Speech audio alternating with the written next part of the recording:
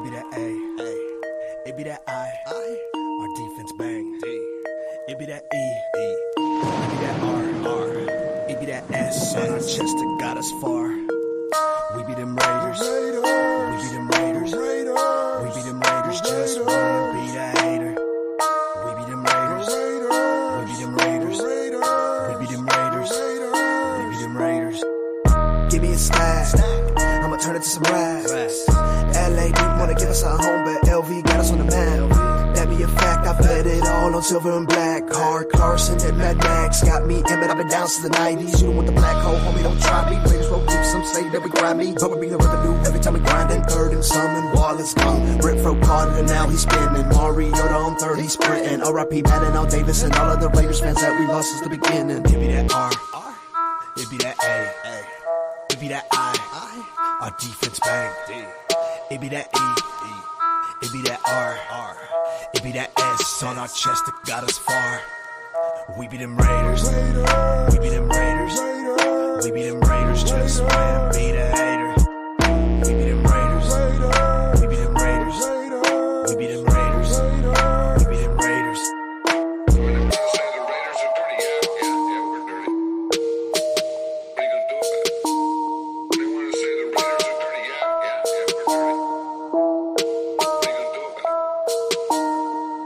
It be that R, it be that A, it be that I, our defense bang. It be that E, it be that R, it be that S on our chest that got us far. We be them Raiders, we be them Raiders, we be them Raiders, just win, be the hater. We be them Raiders, we be them Raiders, we be them Raiders, we be them Raiders. The autumn wind is a pirate, blustering in from sea. With a rollicking song, he sweeps along, swaggering boisterously. His face is weather-beaten. He wears a hooded sash with a silver hat about his head and a bristling black mustache. He growls as he storms the country, a villain big and bold, and the trees all shake and quiver and quake as he robs them for their gold. The autumn wind is a raider, pillaging just for fun. He'll knock you down, round and upside down, and laugh when he's conquered and won. The Raiders! We ain't no Nintendo, we never switch. Yo, Raider Nation, what's happening, y'all? Welcome to Protect the Shield podcast. Hey, you already know how I get down. I got a good team, good panel in the building. We got some stuff to talk about, y'all. Let's get to it.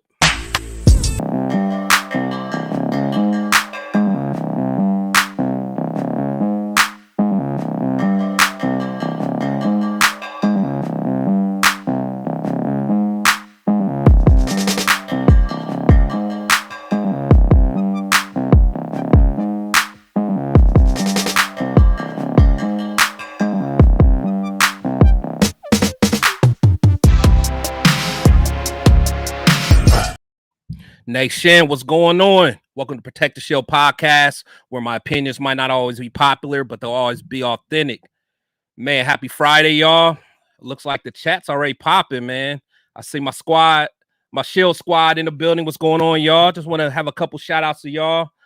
Got my man, Mr. Bag Chaser. What's going on? My Dogs podcast. What's happening? That's my boy. Hey, if y'all know any Browns fans, man, he probably got the best up and coming podcast out there, man, for Browns fans. So definitely check him out. My boy Leo, what's going on, buddy? Queen V in the building, what's happening? Randall, what's up, boss? How you doing, man? Who else we got in here? Got my brother, Nothing But Raiders podcast. What's going on? Definitely check us out on Tuesdays. Myra G, got the Bay Area Queen. What's happening? Yeah, y'all popping, man. I appreciate it. D Menace, what's going on? Got my boy Terrence, Ultimate Raider fan. What's happening? Oh, my girl, Jim the Baker. Happy Friday. Good seeing you. Raider C Dub, what's going on? A Dog's Life, how you doing? Got Miss Cheryl in the building. What's going on? I love it. The Shield squad in the building. But anyway, let's get to it. So we got some stuff to talk about. But first, let me get my my panel in the building. Got my boy, someone I really respect. When I first started this, man, he's an up and coming podcaster as well, man. So I really enjoy watching his stuff, man. So I'm actually happy to really get a chance to collaborate with him. It's my boy, the Raider Rundown. What's going on, boss? Man, what's happening with you, man? I am blessed to be here, man. Thankful to be here with all your subscribers, all your people, man. So I'm hoping we can get some good shit in today, man, and then we can spread the love, man. You know how I go. Oh yeah, that's what we're gonna do, man. That's what we do, man. And I got my boy, DaSportsMane. Not sure if you guys check him out, man, on TikTok. My man be talking filthy out there, man. That boy, I really respect what he on, man. Me and him actually disagree on a lot of stuff, but I still respect because he brings a lot of facts to the table, a lot of logic, even though a lot of times we on different sides, but I like how he brings it to the table. What's up, Chief? How you doing, man? Hey, what it do, Raider Nation? What's popping with y'all, man? Y'all know what it is, man. What's going on, man? Well, I'm glad to have y'all, man. So, man, let's actually before we really get started, man, why don't you guys just tell my group about you guys, what all you guys do, where they can find you. Okay, so like my man said, my channel called The Raider Rundown. You can find me on YouTube, TikTok, Instagram, Twitter, whatever you're looking for, man. And if you're looking for that real Raider talk, all logic, no bullshit, you feel what I'm saying? Go ahead, hop over to my channel, man. You definitely gonna like what you see for sure, man. And I can't wait to collaborate with some of y'all that's here right now, man, for real. Absolutely. DaSportsMane, what's happening? Man, what it do, man? Yeah, same thing, man. You can catch me. I just started my Instagram not too long ago, so I'm not really out there like I'm on my TikTok. I started my TikTok last year.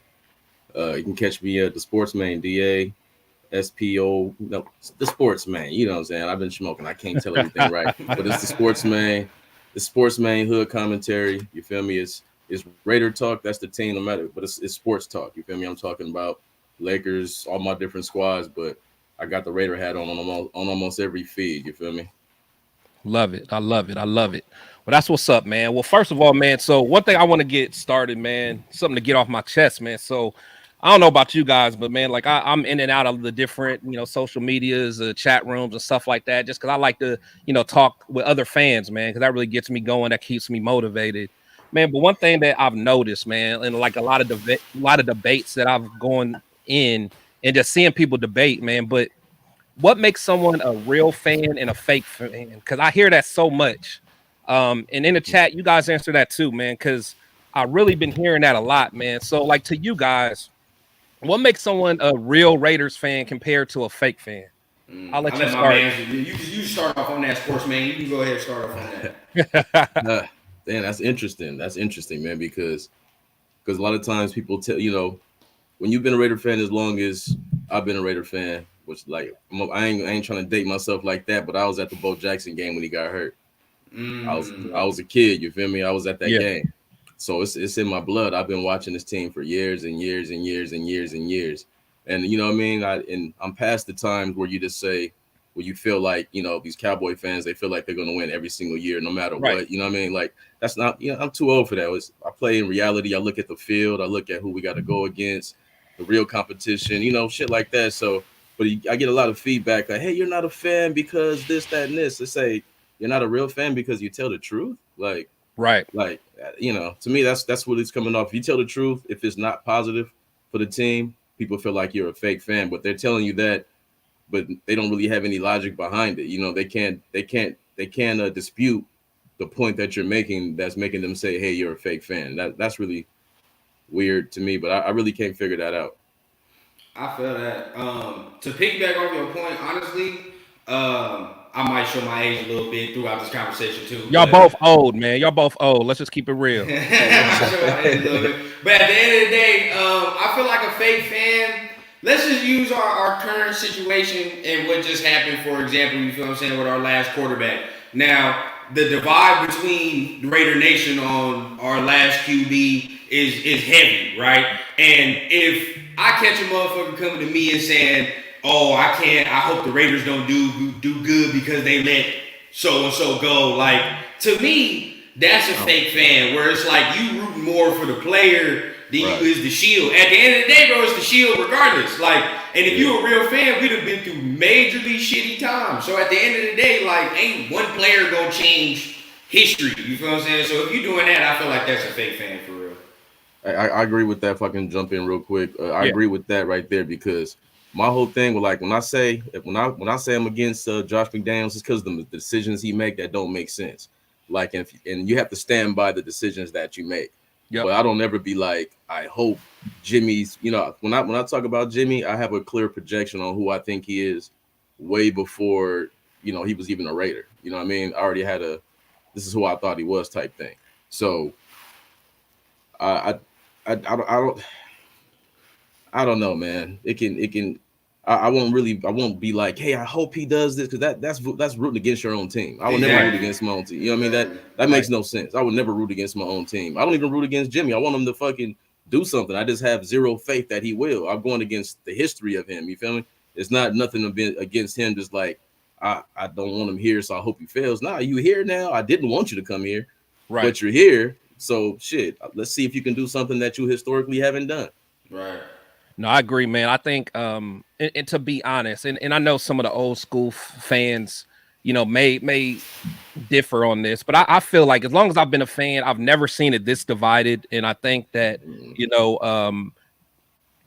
our former quarterback was, you know, people love him, you know, at the end of the day. And you know, I have been critical of him, but it's well documented. I've always been a fan of his while he was a quarterback on our team. But again, the reason I started this platform is because of so many people that literally put players over the shield, man. So that's why I'm like, man, we got to protect the shield, and I got to practice what I preach, because the whole former quarterback, you know, I was okay with moving past him, but you know, he wasn't my favorite person, but you know, I liked him. But like Darren Waller, it's well known I was a Waller fan, and for us to get rid of Waller, that I almost caught myself doing some of the stuff that the old fans of the old quarterback did. But that's what we're doing. That's what we're doing. I gotta interrupt you. That's what we're doing. I'm gonna tell you like this. I ain't saying his name, man. Hold on, let me finish. Hold on, let me finish. Go ahead. But no, so I caught myself doing it. So I had to scale myself back, because I'm like, the exact same thing that I kind of started myself doing. And I ain't go to the extreme, but I was like, man, you know, I want Waller to go to the Giants and do well, which I do want him to do well, because I like him. Yeah, you should. Yeah. But my thing is, I'm never going to say I hope he wins a Super Bowl before us. I'm never going to say, you know, when we play him, I want him, you know, and I think that's the difference, because there's so many people of the former quarterback that literally have said, I want that dude to throw for 300 yards and beat us. I want him to go to the Super Bowl, and that's where I draw the line. It makes no sense to me, bro. I mean, you should always root for the silver and black to go to the bowl before any team. You feel what I'm saying? Regardless of whatever it is, you know. So at the end of the day, like, you may not agree with certain situations and decisions the team makes, but at the end of the day, you feel what I'm saying? Like, as a real fan, we're gonna keep it pushing regardless. You feel what I'm saying? Through the good shit, through the bad shit, and we done seen a lot of bad shit. You feel what I'm saying? So at the end of the day, I feel like it's our job as fans, you know what I mean, to like keep that pride going, where it's like, nah, it's about the team. You know what I mean? It's not really about, oh, X, Y, and Z players here, so I'm gonna just root for them. But if they leave, you feel what I'm saying, then fuck the Raiders. They fucked up. I didn't like that decision. Like, you know what I mean? Like, fans gonna make decisions that you don't like sometimes, but at the end of the day, you know, you still gonna love them at the end of the day. Right. Now, do you guys go through that as much as, because like I know, like for instance, you, the sportsman, I know you really like Carr, and so therefore the people that's on your side a lot of times are probably the ones that say that. But do you ever listen? Cause I haven't ever heard you say anything like that. But have you heard those type of fans? And if you do you check them, or do you just? I mean, how do you handle that? Yeah. What? Because a lot of times they think that I'm gonna agree with them when they say like wild shit like that. Like they hop on there and be like, "Hey, man, I'm about to just be a Saints fan." Blah blah blah. Right. Like, I don't be like, "Hey, fuck you." I just be like, "Hey, I can't blame you." You know what I'm saying? I can't do it, but you know, I can't blame you. You know what I'm saying? How you feel about it, you know? And you know, it just bothers me to where people feel like ex-Raider players are enemies now. Like when Charles Woodson left, he was still one of my favorite players. Like I still root for Danico Autry. I root for every single player who was ever a Raider because y'all already know the saying: once a Raider, always a Raider. So Derek Carr is still gonna get love from me. I hope he fucking wins the Super Bowl. But if we play him, of course I want to beat his ass. But if he's not playing us, I want him to win the Super Bowl. Why the fuck not? You root for AB? For who? AB. Shit, he was never a Raider. He was a Raider. He wore that jersey. He ain't never signed that contract. He's what Handoff Jimmy is right now. He ain't signed that shit. But I literally like Marcus Allen, except for when he was, playing against us, even though he was a Chief. Like a Raider is something different. That's what makes us different from any franchise because they all come back home. One day Derek Carr is gonna come home and be on the sideline. That's how it is. That's what I'm saying. But there's no reason to hate him. There's no reason to hate him. Like Ronnie Lott, any player that's ever played for the Raiders, I support him. But I would never be like, I hope they beat us. That you know what I mean? I'm gonna support you as long as you're not playing us. Right. You feel me? Like I would never be like, I hate Carr because he left now because of Josh McDaniels. Or I hate Waller now because Josh McDaniels didn't like him. That to me, that's me stepping up is protecting the shield because these guys are Patriots. They're not Raiders, bro. They're coming in here. They have to prove themselves. They haven't done anything to prove themselves. They come into a losing season. They haven't done anything. You feel me? Like they don't have the cachet to dismiss people. To me. So what makes them Patriots when they get paid by the Raiders? I was gonna say that same thing. Go ahead. What makes them Patriots is they Patriot thinking. Like, and my thing is this: you're a Raider. A Raider is something that you wear with pride. They don't wear that with pride. These guys are just taking a job to me right now. You feel me? Like I'll wear this shit on my heart. If I go to the liquor store, I'm Raider down. Motherfuckers might walk. They don't even know me. They gonna say something to me. I'm finna get into a real life debate. You know what I mean? Like I gang bang the Raider Nation. Like I rep this shit to the death. So you feel me? Can I interject you if you don't mind, real quick? Yeah, so when you say yeah, they're not, they not wearing this shit on their sleeve. I understand that, and then going to the point where you saying they dismissing people. But at the same time, I feel like as fans and as Raider fans, I was just talking about this. We kind of hold on to certain star players because let's be honest, we not used to having that shit. So at the end of the day, certain players play pretty good, and we like to hold on to that. But if we gonna talk about our former quarterback, he used to do shit that drove me fucking nuts, bro. And like I know certain people love him, but at the end of the day, it's fair to say that the team failed him and he failed the team as well. It's fair to say that. You feel what I'm saying? It go both ways. Because at the end of the day, I'm not saying he's an angel. Right. At the end of the day, there's certain shit he used to do, bro, that would hold the offense back. You know what I mean? Like we could just bring up red zone clips for days. You feel what I'm saying? But at the end of the day, like when we talk about this shit right here, I feel like Josh McDaniels and Dave Ziegler are coming into a situation like, yeah, they may not have the certain pedigree that maybe a John Gruden had, you feel what I'm saying? But at the end of the day, what is the Raider way the past decade other than looking shitty? If we're going to be honest with ourselves, you feel what I'm saying? Like, the Raider way, hasn't worked. Ain't fucking worked and I'm 24 years old, bro. I done seen 2 good seasons in my life. And I'm 24 years old. You feel like... Now before you was even born, bro. The day you was born, you ain't seen no good teams. No. Look, my bro, I'm gonna tell you like this. Everything you said is fair, but to understand this Derek Carr guy, you pretty much seen your whole life. He brought us the only 2 playoff appearances you've seen your entire Raider life, and in your entire Raider life, we've had no good defense. Like you have to have a full team. We've drafted terrible. We have to be honest. Everything is about it's about context. And has he made mistakes? Yes. Has he played with great number 1 receivers? No, he did last season. He did with Cooper and Crabtree, and what happened? He balled with them teams. You know what I mean? But he's made players you never heard of good. He don't get credit for that, like Aaron Rodgers and Tom Brady. Nobody cared about Hunter Renfrow. Nobody cared about Darren Waller. Nobody cared about Mac Hollins. Nobody cared about Nelson Aguilar. He got all these guys paid. He don't get credit for that because he's a Raider. Now, when he goes to another team like he has, now everyone's going to be gushing over him, and they're going to be trying to shit on us.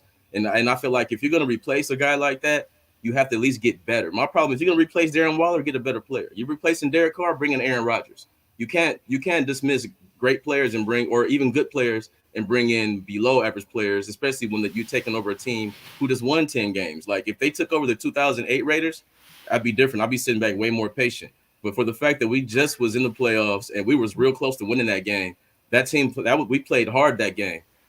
I don't feel like it's necessary to be where we are unless you have a better answer. You know what I'm saying? Like, don't replace something without something better. You feel me? Don't quit your job for a job that's not going to pay you more. I get that. I will argue. Only issue. I argue some of the points because I'm listening to what you're saying. The Waller thing, I'll argue that you replaced Waller with a better fit at tight end when you talk about who they just drafted, right? And let's be honest with ourselves. As good as Waller was, one, his health kind of scares me, and two, he couldn't run block for shit for real. So, like, let's be real, and the Raiders need a run blocking tight end. They need somebody who's, and it's funny I'm going to say this, of the Gronk mold. You feel what I'm saying? That's what they're looking for. They need somebody who can block, who can catch, and Mayer is somebody who will be able to do that and has potential to be a top 10 pick of the same time, or a top 10 tight end. You feel what I'm saying? But when you talk about, the Raiders who made the playoffs, I want to say 2 years ago with Rich Bisaccia, Derek Carr, I'm going to say that some people may not agree with me. I don't think that roster was very good. That was not a good team. It's not a sustainable roster. You feel what I'm saying? Like, when you look at it, the roster is not sustainable. Even like if you go back and look at the whole depth chart, it's like Zay Jones. Fucking like who the fuck was really playing? You know what I mean? Like all that shit was really gone. And that, but right there proves the whole point. You had Zay Jones as your 2. You had Hunter Renfrow as your 1. Darren Waller was hardly in there. You had no coach. You started off 5-2 with. Don't forget, they started off 5-2. The team wasn't great, but the team was good and competing. Let's not fucking downplay that. No, that they competed. Yeah, that was you're not good. And we had a tough schedule that year, like every year. We overachieved. We're overachieving. We're 5-2, y'all. Now you lost your coach. Ruggs did the wild shit right after you lost the coach. The whole team was in turmoil. Like we defied all the odds, right? But even if you say, hey, you know what? Fuck that. That was some COVID shit. That's how they got in. Even though if some people say that, I'm like, they won 4 in a row. That's me. That's where I feel. But tell me this: did you see a COVID team on the road in Cincinnati? That team was, man. Max Crosby was giving them the blues. They had the cheetahs. They stepped out of bounds with a touchdown with the whistle blew. No, I agree. Let's keep it real. The Raiders we looked like the better team. We looked like the better team that game. We looked like the better team. So after that season, you can't come back and treat them like the Chicago Bears. You can't. I won't allow you to do that. You have to come back and say, you know what? Okay, Devontae Adams, that's going to give us somebody to throw to in that situation. Ricard threw that pick instead of, you know what I mean? That helps us, right? Then you say, okay, this defense was working. They was getting pressure. They was like top 5 in pressure that year, not in sacks, but in pressure. So you feel, okay, let's add a couple pieces, do this, do that. We agree there. We agree there. If you're a coach, this is how you approach it. I'm going to come to you and say, okay, all right, okay, I'm going to evaluate the roster. Okay, these guys are pretty good. Okay, these guys aren't that good, but let me fill these holes, keep this going. Hey, Derek. Hey, Derek, what do you like about this? What you've been doing with Gruden for 9 years, for 5 years? Oh, I like this now. Okay, we're gonna keep this in place. We're gonna run this and do this and do this. If you're trying to win, you do everything to help your players. You don't come in there and say this is a square, stick a circle through it. And that's what Josh McDaniel does. He did it in Denver, and he's doing it now. I won't let him off the hook for that. I'm holding him accountable. Now, if he comes out this season and we fucking ball out, bro, I'll be the first one on here giving him his respect. And Jimmy Garoppolo. You're going to have to. I'm going to bring you up. You're going to have to. Bro, and I'm standing right here. I ain't running from that. But if they don't, I'm still going to be right here saying what the fuck I told you. No, you know that's it. No, but the thing is, when you go to that year, I feel that, again, I truly believe that COVID, I mean, it was a complete disaster. At week 9, they lost 5 of the 6 games. They were terrible. But it wasn't until the Browns game they got that win. And if you think, if they would have lost one more game, they wouldn't have made it to the playoffs. We win our first game against the Browns, who lost half their team. We played their 3rd string quarterback, barely won that. Yeah, we had barely won that. We had guys out to that. And then we beat who do we beat after that? Denver, if I remember right. We won that off the back of Josh Jacobs. We still had no coach. We didn't. We still had no coach. No, I agree. Even though they're missing play, we had no coach. I agree. We're at a more disadvantage than anybody. No, I agree. I will say, and what I will say is, because I don't believe Rich Bisaccia should have retained the job because he's not a long-term answer. I'm with you on that. I'm not a long-term answer. But what I will say is, and I will give Derek Carr from a leadership standpoint. He kept those guys in line, and he kept it, and they persevered through, hard times. He did great with that. But I don't think he played well, though. I don't think he played well down. I was just about to say that. Throughout the whole time, that whole playoff run, we can argue it was one of his worst stretches of football. And besides last year, now, all right, that because that whole stretch with the Rams game and the Steelers game last year was fucking horrendous football. But that stretch in the playoffs, although he didn't play like terrible, it wasn't good quarterback play either. It wasn't great. It wasn't great. It wasn't great. It wasn't great, but at the same time, it wasn't great. You had no number one receiver. He was gone. You gotta remember, like, we can't forget what Ruggs was. When he had Ruggs, it was like fucking Tyreek. They was killing shit. That shit was bombs away. Hey, you got to remember that season. No, he had a couple games. He had a couple games. No, it's not a couple games. Before everything happened, Derek Carr was leading the NFL in yards.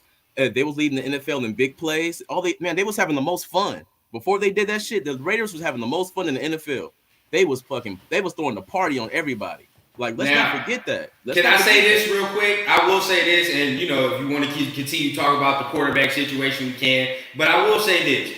For, as good as Derek Carr could have been or whatever the case may be, regardless of the fact, bro, that's not the quarterback to beat that motherfucker in Kansas City twice a year. It's not. Nothing like, bro, and just off sheer fact alone, bro, like, we have to find somebody that can fuck with that guy over there, bro. I don't know if y'all have watched that Netflix series with the QB and all that shit. He's built different. Hey, he's the guy. We have to find at least either a roster on defense or something, or a quarterback that can go toe to toe for this motherfucker. It's one or the two, bro. Nobody can. Okay, but I will say there's only a few that can do that. And honestly, I'm not letting y'all do that. Yeah, Jimmy's not the guy that. No, Jimmy ain't the guy. I'm not letting y'all do that, though. I'm not letting y'all do that. This is what I mean. Y'all can't have short memories. Let's go to the Monday night game against Kansas City. Derek Carr and Devontae Adams and Josh Jacobs threw a party on the motherfucking Kansas City Chiefs. It took holding on field goals. They should have won that game. It took a lot of cheating. It took a lot of cheating bullshit for us to lose that game. They should have won that game. But I will argue this, Carr threw no picks. He threw no picks. Yeah. Party. I'll argue this though, and this is probably the whole microcosm of Derek Carr with the Raiders. It's always games like that shit where you're like, we could have won here, we should have won here. With Derek Carr, it'd be like, okay, like we had some good moments and we should have won here, but where are my wins, bro? Like, this is what I'm saying. Like, I need him. He wasn't finishing. It's not all on him. But at the end of the day, sometimes it's too many games like that in the regime where it's like, okay, this is 9 years of the same shit. You feel what I'm saying? Like, we have to at least try to do something differently, at least. Because we're not doing him any favors either. Like, the team's not doing him any favors either. It's a toxic relationship on both sides. You feel what I'm saying? Both sides is getting the short end of the stick. So somebody's got to leave and try some different shit at some point. I feel you. For me, he's not. And again, I think for me, if Carr wasn't going to get paid what he was getting paid, I may have not had that big a problem for him. Yeah. So and that's just being real. So that's why, like, I was okay with moving on from him, not necessarily because he was just the worst quarterback ever, because he's not. To me, he's mid. He's a mid quarterback. Yeah. And my thing is, if we're going to get a mid quarterback that's $15 million less. Like there Jimmy. You go. Now, and that's what we did with Jimmy. Now, where I do agree with you, SportsMane, is I feel we didn't allocate those funds correctly. Now that's my biggest beef with this new regime, because we got rid of Carr to save money, and I don't think we took that money and allocated it the best. What would you? Can I ask a question to both of y'all? What would y'all like to have seen the Raiders have done this offseason?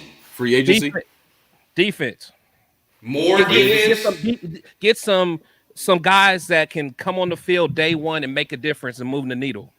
Okay. I'd argue that they signed a couple of free agents. I really think, me personally, and I've been saying this on my channel, me personally, I think they're ready. They're going to really spend in year 3 because our cap hit increases because Corey Littleton and shit like that comes off the books. Yeah, all that. You know what I'm saying? Yeah. So I feel like that's what they're really looking at.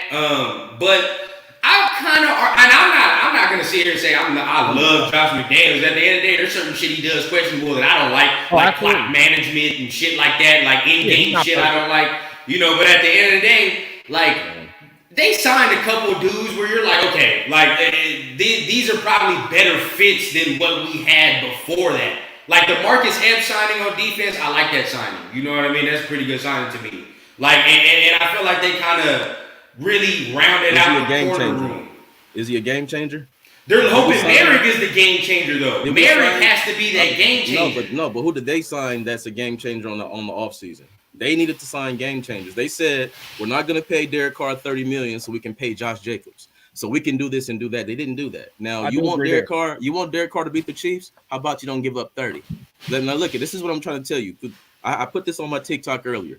Through the first 9 games last season, right? The first all the way up into the Saints game. You know how many points the Raiders was averaging? They was averaging 27 points a game, bro, up until they got shut out. What more do you want from your offense, man? Meanwhile, teams like Denver Broncos, they were only giving up 17 points a game, but they only can score 16. You know what I'm saying? Now, I get it. Can we be 19th? Can we be 19th on defense? I get that. No, that's valid. That's valid. But the thing is, you can't just go by the stats, though. You can't go by. You got to watch the game and you got to look at the eye test. Because that's what I was going to say too. I go deeper than that. You know that. Well, yeah, you got to, because the thing is, if you look at those games, everyone wants to say the defense just gave up the game. But my thing is, both sides of the ball had a meltdown in the second half. Like you can't expect to win if in the second half your offense offense scores less points than the opposing team's defense. And this is my thing too. Because I was at that Arizona Cardinals game last year. All right, you feel me? Like I'm sitting there in the stands. I'm sitting there in the stands. In the first half, you look tremendous, and in the second half, motherfuckers is running the wrong routes on both sides. The ball is all of a sudden now fluttering out your boy hands like it's not supposed to. Our O-line can't block for shit in the second half in some of the games, bro. Like, some of these games you really look in, the offense is crumbling. And you be like, bro, is it coach or is it player? Like, what? And the fact that you can't differentiate the two is the problem right there. You feel what I'm saying? Like, the defense isn't the best defense in the world, but at the end of the day, the offense got to do it favors by not going 3 and out consistently. You feel me? Like, see now, I got something. I posted something else on TikTok today just for people who say that. Now, I see something came up that I seen today where the Chiefs was the number 1 team who didn't give up a turnover or a punt on the drive. Out of all the drives that was given up, they was number 1. You know where the Raiders was? Number 9, which means we didn't punt a lot. We sustained drives. We didn't always get in the red zone and get a touchdown, but we got touchdowns from long distance. The scoring was not a problem. Offense was not a problem. The offense was 12th. The offense was 12th in scoring last season. The defense was 26th. What are we talking about, y'all? This is an easy fix. It's not rocket science. I argue to you that the offense lost us a couple games. No, they did. The Cardinals game, the Jaguars game, the Steelers game, the Rams game. Those 4 games right there. The Jaguars game, they definitely lost that game. If you think about it. Who's coaching the team, man? That's all on Josh McDaniels. All I'm saying is Josh McDaniels was the best coach last season in the first half. In the second half, when teams went to the locker room and came back with an adjustment, he had no adjustment to their adjustment. Y'all can't come on, be real with me now. I'll give you some of it. There's not an adjustment for if you're up 20 to nothing, you're supposed to win, man. You're up 20 to nothing. But he don't have no shoulder pads on. You feel what I'm saying? At the end of the day, he don't want to feel. He the one who has Derek Carr's shotgun on first down when you're up 20 points. That's his fault. He don't want to call a jet sweep on 3rd and 1 instead of just giving it to Josh Jacobs or on 4th and inches. Like you only got about 3 or 4 plays that you can point out that's like that. I will say that were just bad. It was a lot.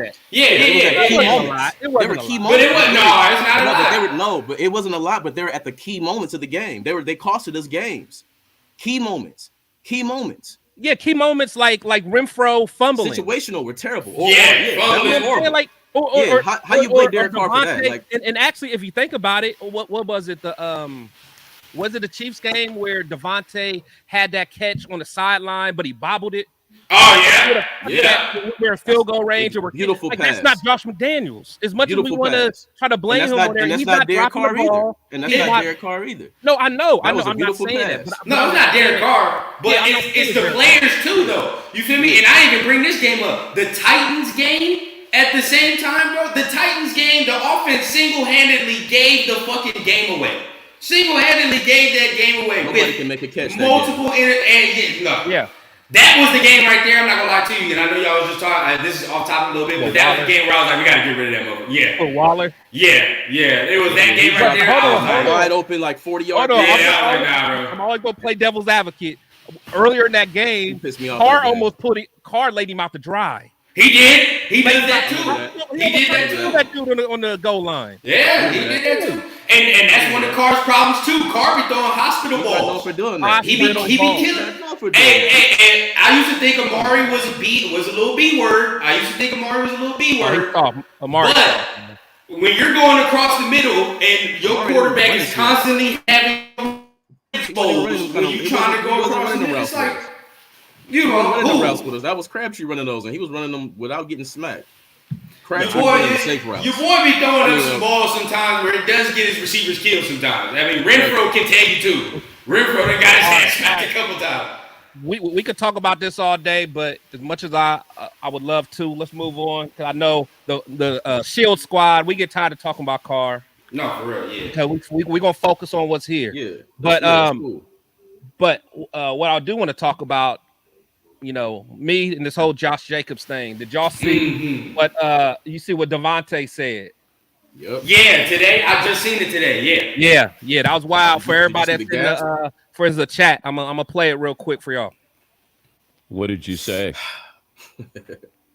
You know, I just told him keep his head. You know, this is my 10th year now. I've been through the contract process a total of 3 times now. You know, it's a little easier when you first come in, and then once you start doing your thing on the field, and then makes things a little bit more interesting come contract time. So basically just told him I understand where he's coming from. You know, you gotta do what you have to do, you know, in order to, you know, feel your worth, and you can't just do something that your heart's not in. So at the end of the day, if it doesn't make sense to you, you got to do what you got to do. But at the same time, I try to present all the things to him that, you know, the positives is coming back. You know, he and I are really close. So when it comes to the connection, and, you know, I just try to remind him of the opportunities we have to potentially do something special together. And I also let him know that, you know, I play with a great deal of running backs, really good running backs. And there's only a handful that I feel like I could go to literal war with. And he's one of those guys. So when I think about winning a Super Bowl and what it takes to win one, you know, because I haven't done that yet, I think about having a guy like him, you know, in the backfield, you know, by my side, another dog that's ready to go to war and do whatever it takes to get it done. I mean, one of the toughest guys I've ever been around. And I mean, the growth that I saw, obviously didn't know him very well before this, not having been around him as much, but the growth that I saw from the previous year to this last year, you know, I don't ever want to take credit for anything, but I know that when you get around other people that are like you or that push you, it kind of brings the best out of you, which is kind of the Aaron Rodgers effect with me. I feel like having Aaron early in my career, his mindset, his work ethic, and yeah, honestly, the work ethic is through the roof. But like I said, just the way he thinks about the game, the way he approaches it, they put so much of the way he does it, you know, into my craft, and I was able to kind of steal a few things. And I think the same thing happened with both of them, you know, me and Josh. You know, I feel like he helped me with some of that stuff, and it was great having another dog next to me out there, and vice versa. So try to just give him as much as I can without trying to steer his mind anywhere, because I know what that process is like, and I know what it's like when, you know, you're going back and forth with a club about numbers and all those things. So don't want to be naive in the situation, but also want to make sure that he is aware of everything that comes with it, and also, you know, the opportunity that we have together. Yeah, man. So I think that was powerful coming from him because Yeah. literally he just went through the whole franchise tag. What's y'all's thought on that? I'll start with you, Raider Rundown, because I know me and you kind of talked about the whole JJ thing, and I think we kind of slightly on opposite ends, man. But what's just your thoughts just on what Devontae said?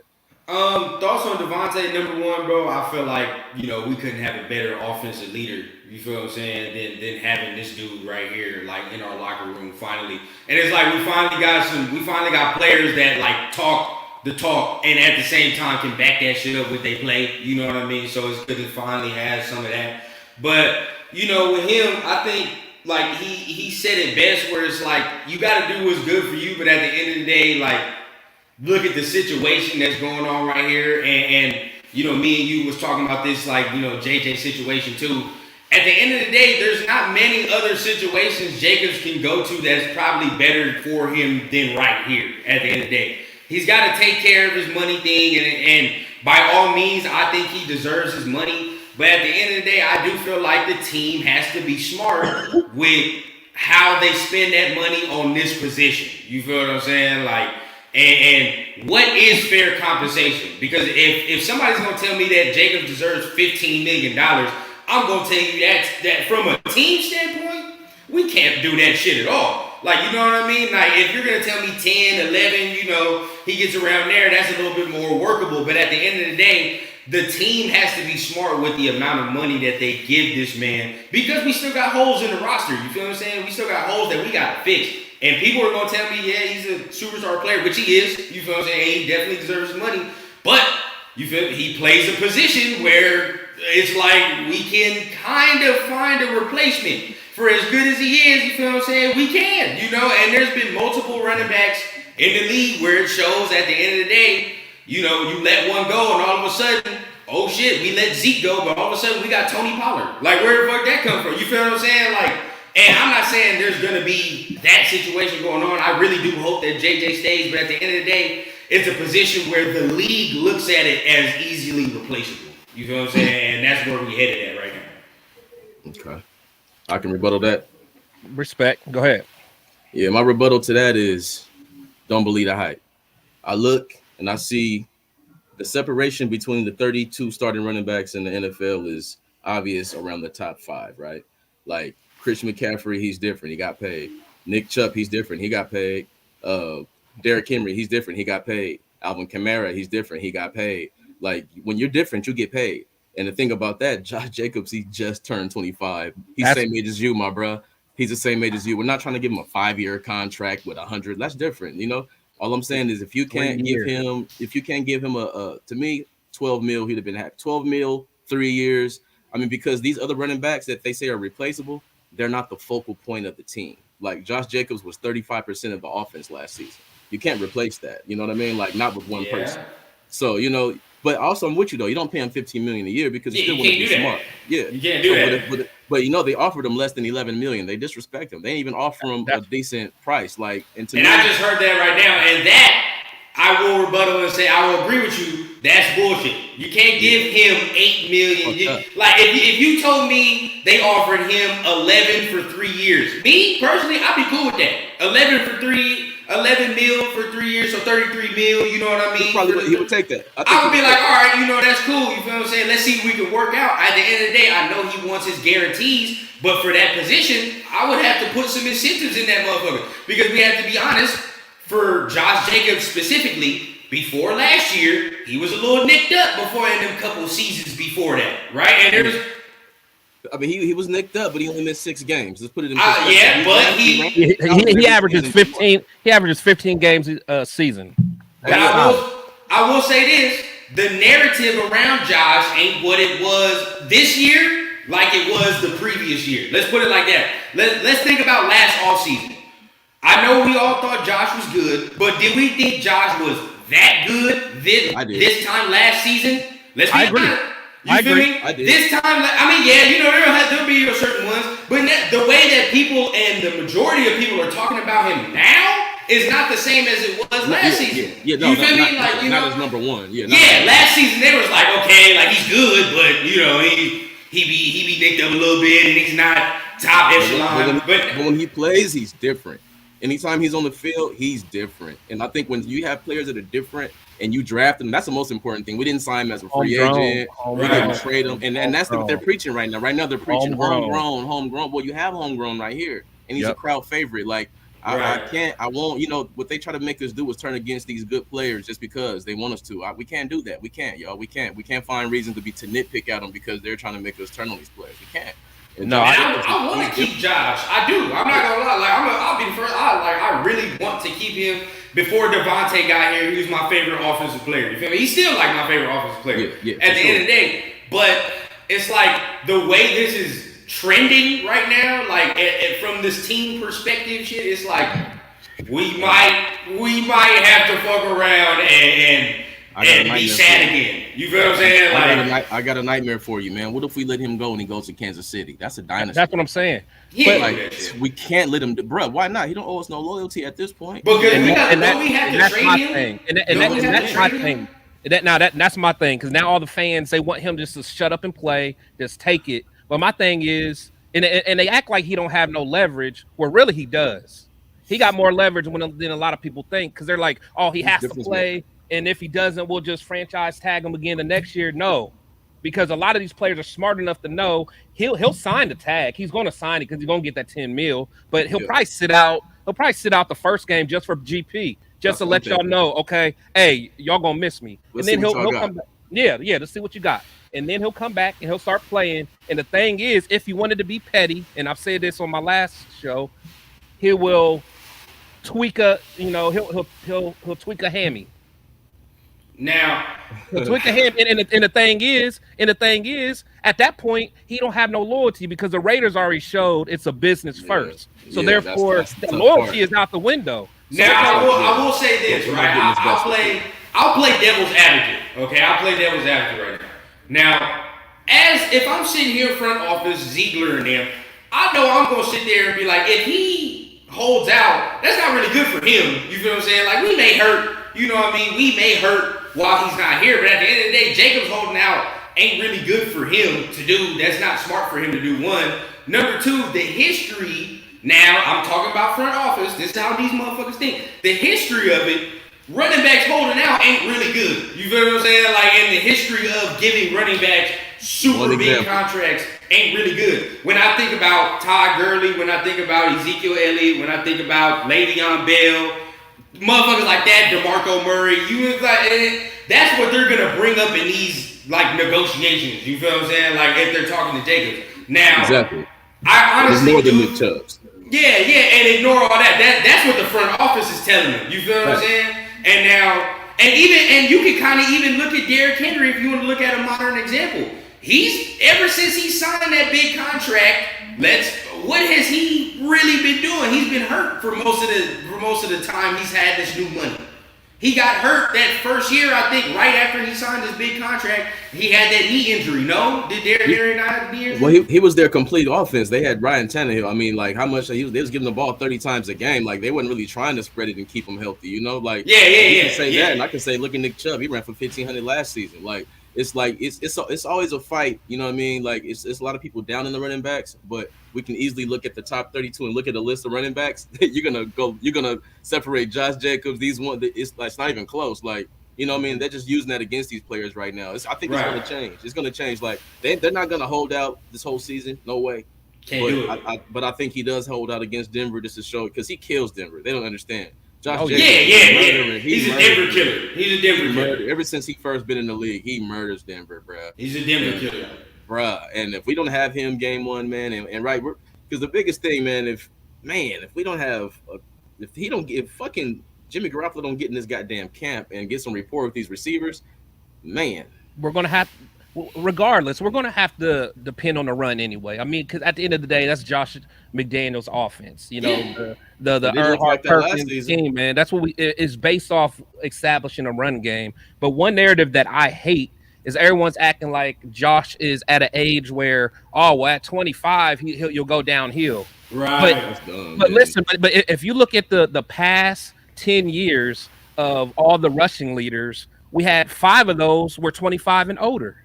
You know what I'm saying? Like that's kind of stuff that people don't bring up. It's like all of a sudden, why do we think that everyone's just gonna? There are some that the girlies of the world that had a bad injury. Zeke kind of took a hit, but that hurt me too, man. That Gurley, earned that money, man. He not Gurley was Gurley definitely earned his money. Yeah, I will say this though, because you just said that interesting stat right there. I saw a stat that kind of combats that, where it says after a running back who was 25 and older has had that type of season where they lead the league, after that the decline is real eye-opening. You feel what I'm saying? And it's like, I heard something the other day where it kind of opened my eyes. It's like the Walter Paytons, the Adrian Petersons, where them running backs was good for 10 plus years. You don't really find that like that in today's NFL. You feel what I'm saying? Like when you really look around, what running back have you seen for the decade? You feel what I'm saying? Be that good. Frank Gore was the and last. And that's the last one. You feel what I'm saying? That's the last one.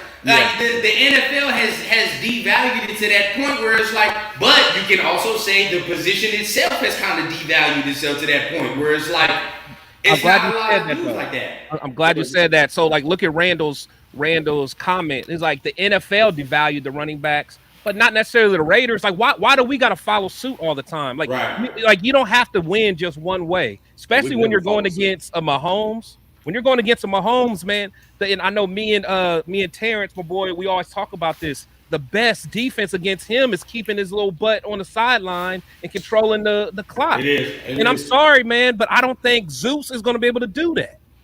Can I play devil's advocate again?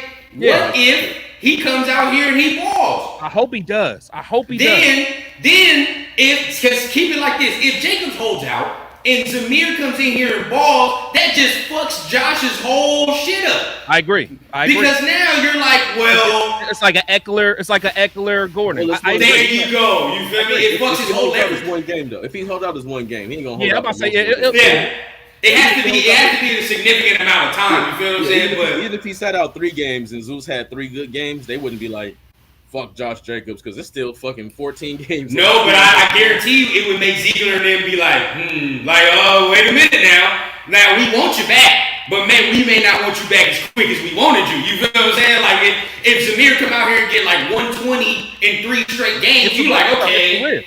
But you know what? The thing is, how he acts after a nick. Exactly. After a nick. Exactly. Josh goes to the sideline. It's an unknown factor with him right now. Yeah, we know what he's made of. Like, it's important to know what your guys are made of. And we had a great set, man. We had a nice triplet set, man. And I won't let people downplay that. We did. We really did. Right.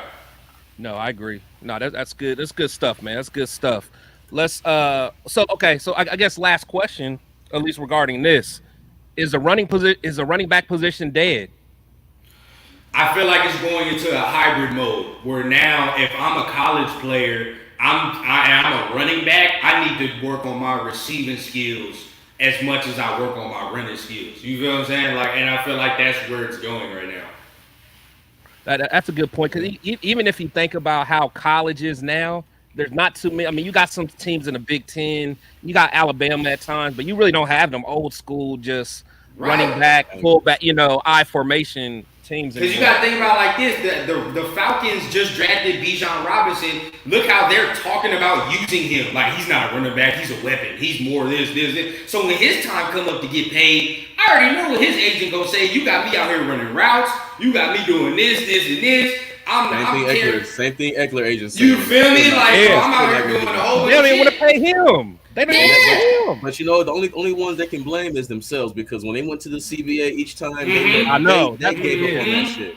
Yeah, that's why you can't feel sorry for them. They fuck their peers up. They fuck their peers, man. That's why you can't feel sorry for them. But at the same time, maybe I shouldn't feel sorry for JJ, but it's just when you see a dog who did everything right to the point where a lot of divas would have acted a completely different way if you put me out there on the field for the Hall of Fame game. Yeah, you're out of your damn mind. You're out of your damn mind. Disrespect. You know what I'm saying? And the thing is, he took it on the chin, still balled. His peers said, "Hey, we need you to be a captain. I don't care what they talking about. We need you to be a captain mid-season." Like that's the kind of stuff that don't show up on stats and all that other stuff, man. Oh. I had one thing I want to tell you when you said that. I want to say something. You said, "Hey, Josh McDaniels' offense is based off the running game." Yeah, I remember last season on the off season, I was picturing this offense, bruh. I was on TikTok thinking we was going to win the AFC West because I imagined The tight end and throwing it everywhere. I imagine handoff. You all sink in. Everybody's open. There's no match for Waller. Right. Nobody can guard Devontae. Me Right. too. But when I watched the Chargers game, you know what I saw? I saw Josh Jacobs get the ball 10 times. I said, "What fucking offense is this? This is the fucking Brady offense. Brady is the king of play action. What's going on here?" I was pissed. I said, Derek Carr threw it. I wrote it down. I said, Derek Carr threw it that game 37 times. No, I agree. Yeah. And I said, that's not how we went. What was going on? Then look, game 2 against the Cardinals, he ran it 19 times. Yeah. And Derek Carr threw it 39 times. Yeah. I said, we're not balanced. Yeah. This is not Like what offense is this? No, you're right. Yeah. You're right. Yeah. Hold on. I'm still not done. The Titans game, Josh Jacobs ran it 13 times. What Yeah. offense was that? That is then true. look, the Denver game, he finally said, fuck it. He gave it to We're him going back 28. He gave it 28 times, and he got 140 yards, 2 touchdowns, and we got our first win. Like, what offense was he running? You know what I mean? If he was running his real offense and Jacobs was getting the ball early, he might have broke the NFL record. And I think that's what we're about to see this year, though. I agree Like, there. you feel me? This year, it's about to be run heavy this year. Like, and because I don't care what you tell me, either it's Jimmy G, either it's Aiden O'Connell, you need a running game regardless. You feel what I'm saying? Regardless of either of those quarterbacks. It's not going to work, though. In the AFC West, like, one thing about Derek Carr is he can throw the motherfucking ball and score. And right now, if we think we're going to go and play the Chargers and just run, man, all those games we beat the Chargers, those high-scoring games, even when they beat us by 3, those beautiful overtime games, they're balling. Derek Carr and Herbert going at it. They 2-2 against each other. They going at it. They go at it. So if it we have to score a lot of points. But Jimmy can play based off of play action though. Oh, Rippy game. Yeah, that's all. But I'm saying, but the threat of a play action downfield. See, the play action on the 49ers is different because it's play action. There goes Kittle. Here comes Debo on the jet sweep. It's a lot of creativity. What we have at Josh McDaniels, he's good at drawing up plays for passing plays. I'm not gonna lie. But when it comes to just saying, okay, here goes this concept of play action, everyone's crossing the middle, and Devontae's running the 9, no one's gonna care. They're all gonna play these inside. You know what I mean? Everyone's gonna say stop Josh Jacobs and play these inside routes. Because when you watch Jimmy Garoppolo's highlight, we're not talking about tape. We're talking about his best stuff. They're called his highlights. Every pass he throws, he's flat-footed, and he's all across the middle. With no threat, I'm saying, but with no threat, real shit though, y'all. With no threat of Henry Ruggs or someone going deep that you have to respect, and the quarterback can get it to him. Everyone's gonna say, "Fuck all that." Jimmy beat us. And it's gonna be on him. He's gonna have to throw the ball downfield. No, I agree. Yeah, definitely. No, I agree. 27 points a game, bro. Like I said last season, all the way up to the Saints game. No, but I think the part that we're missing with Jimmy though is one thing about him is he's gonna make a quick decision, and a lot of times he'll make the right decision. A lot of times, and that's where our previous quarterback didn't grasp it yet. Now he may have got it, in a year, but that's where Carr's better at calling the play based off of what he sees, which a lot of quarterbacks are. Yeah, anyone's better once you know the system. Yeah, but my thing is, what makes you think he's going to be so good in this system? He hasn't been in it in 7 years, and he only played 2 games. This is the same system he was drafted into at the same time. What does that mean? He's been 7 years. He's been with the 49ers. And I would argue these systems between. I mean, although you look at it, I don't think it's that much different. You feel what I'm saying? What he's going to be doing between here and now. Shanahan has different schemes. He has different ways that he schemes shit. He is. But if you're talking about play calling alone, Josh McDaniels is not. Now we just talking about play calling. We're not talking about head coaching as a whole. Just being a play caller. He's a great play caller. The league just voted him top 5. The league just voted him top 5. You feel me? So they also just rated him the 30th best coach too. Exactly. So look, something's got to give. That's what I'm saying. What is that? What is that? Because that's 1 year. That's 1 year to really do what the fuck you got to do. Now, not everybody is successful in their first year. Well, it was a playoff team, but it's for the fact that the team was pretty good and they got Devontae Adams. I'll argue with this though. Adams after making the playoffs. I'll argue with this though. I'll argue with this. On paper, when you look, and we're talking about Jimmy. So offensively, I I think our offense now is a little bit more balanced than it was last year. If you really look at it, I honestly do. Because look, check this out. What, besides Devontae, who the fuck else could get open one-on-one last year? Nobody. Waller. Everybody was hurt. Hurt. I mean, yeah. You feel me? So, but we can't talk about dudes who's not on the field. Them motherfuckers wasn't on the field. So look, but think about this. We didn't have no Jacoby Myers last year. That dude could get open one-on-one. If it's one-on-one, Jacoby's getting open. And if you talk about this, we had no speed element last year. Now, all of a sudden, you have DeAndre Carter, you have Trey Tucker, and you get Philip Dorsett. These are 3 speed dudes we didn't have last year. Now you talk about the tight end. Yes, we lose the receiving aspect in Waller. Now we don't have to do the end around. You feel me? But now we gain the blocking aspect with Michael Mayer in the run game, which we needed. You feel what I'm saying? That we needed that blocking aspect. We needed it so bad. We just fucking had the NFL's leading rusher last season. We needed that. But at the end of the day, what we can't run to wherever we ran to the outsides. You feel what I'm saying? The edges. You can agree to me. Our edge runs last year were terrible. Our edge rushes last year were terrible. Our tight ends couldn't fucking hold the edge whatsoever, bro. And I'll give you an example.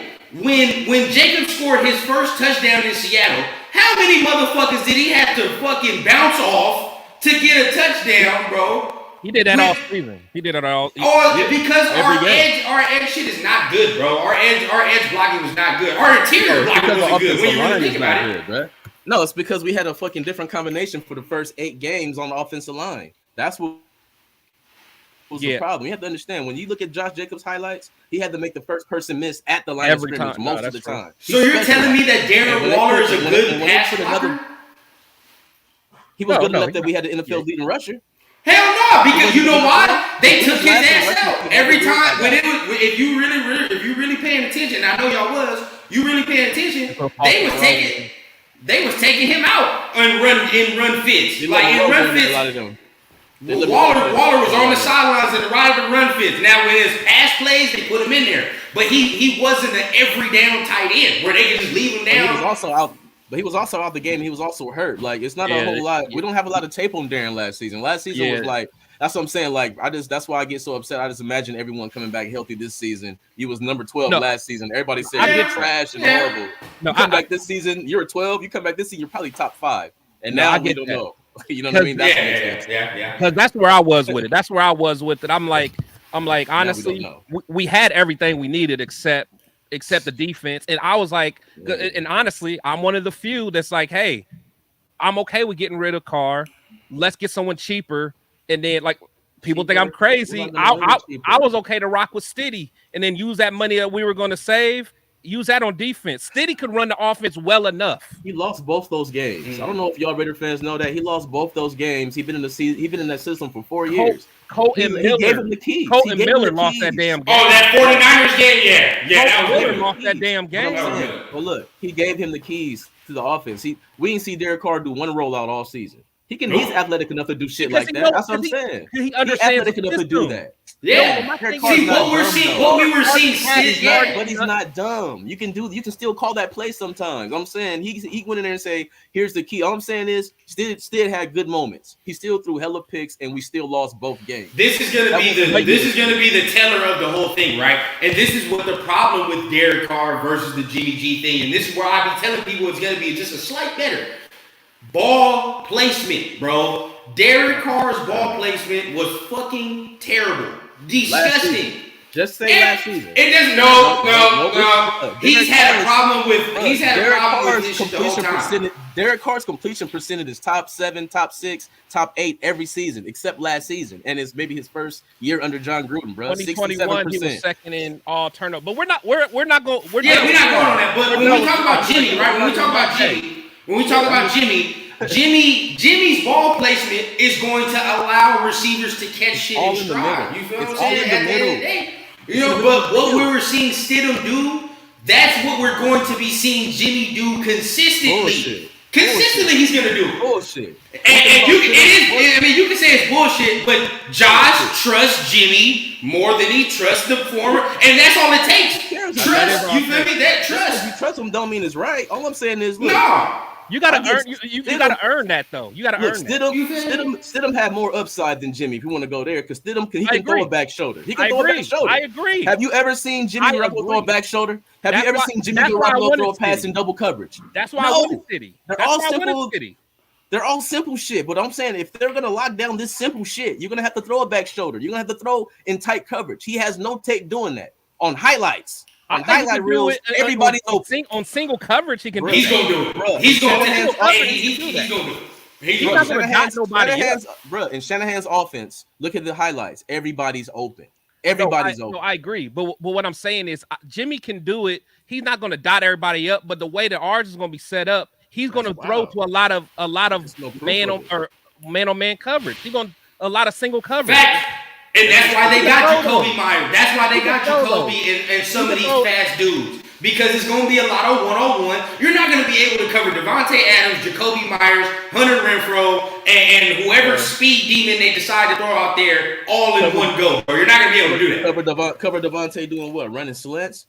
Bro, if Devontae wants to run the 9, I'm telling you, Devontae is going to – if we're going to project this shit, honestly, this is going to be his worst season of his career because he thrives off this deep ball. He don't want to run a bunch of these short routes. They're going to sit on these routes. Garoppolo's going to have to be what he's never been. He's going to have to throw it over people's head this season. If they sit on those routes, if they sit on those routes, it's going to happen just exactly what happened to Denver when PS2 sat on a route and got his silly butt killed. And can I argue to y'all that last year Devontae was doing shit that he wasn't normally used to doing with Green Bay. I'm not gonna lie to you. In Green Bay, I didn't see this man doing as many deep routes as he was doing last year. I'm not even gonna lie to you, bro. I've never seen this man run as many go routes as he did last year, even with Green Bay throughout his whole entire career. He was doing shit last year he wasn't really supposed to be doing. You feel? Now this year, with some dudes to open it up a little bit more, he's going to be able to work the underneath like how he used to. I love this show. This is exactly what I knew it was going to be. I love it. We're moving on. I just got to go. Get your last rock song. All right, this is everything I'm saying. I got to go off of history and what's been done. So, and what I'm saying is when you play a team, we all know this is true. When you play a team and you have a quarterback who's not known for making tight throws or deep throws or clutch throws, you're going to say, prove that you can beat us, throw it over our heads. And they're going to play, and we have a running back. It's going to be 7 in the box. And Jimmy's going to have to prove that he can make those throws. Yep. If he can't do that, if he can't do that, he don't need to be in the NFL. That's he's never done it. He's never had to do it, though. He's never had to do it is the thing. He's never had to do it. None of his tapes has him. Yeah, we're going to see. We're going to have to see that. If he can't do that, put the young boy in. Yo, fact. Off rip. Facts. Hey, but if he does that, though, if he does it, and he proves everybody that he can actually do it, hey, I'm gonna give him all his respect. Oh yeah. But if he can't, and like y'all say, you gotta pull him off the field, I'm looking at Josh. No. You have to. No, he went out and got Josh. That's who he wanted. He gonna have to live and die with that. Live and die with that. Him and Zeke. All right. Yeah, for sure. Okay, let's move on, man. Marcus Peters coming in for another visit on Monday.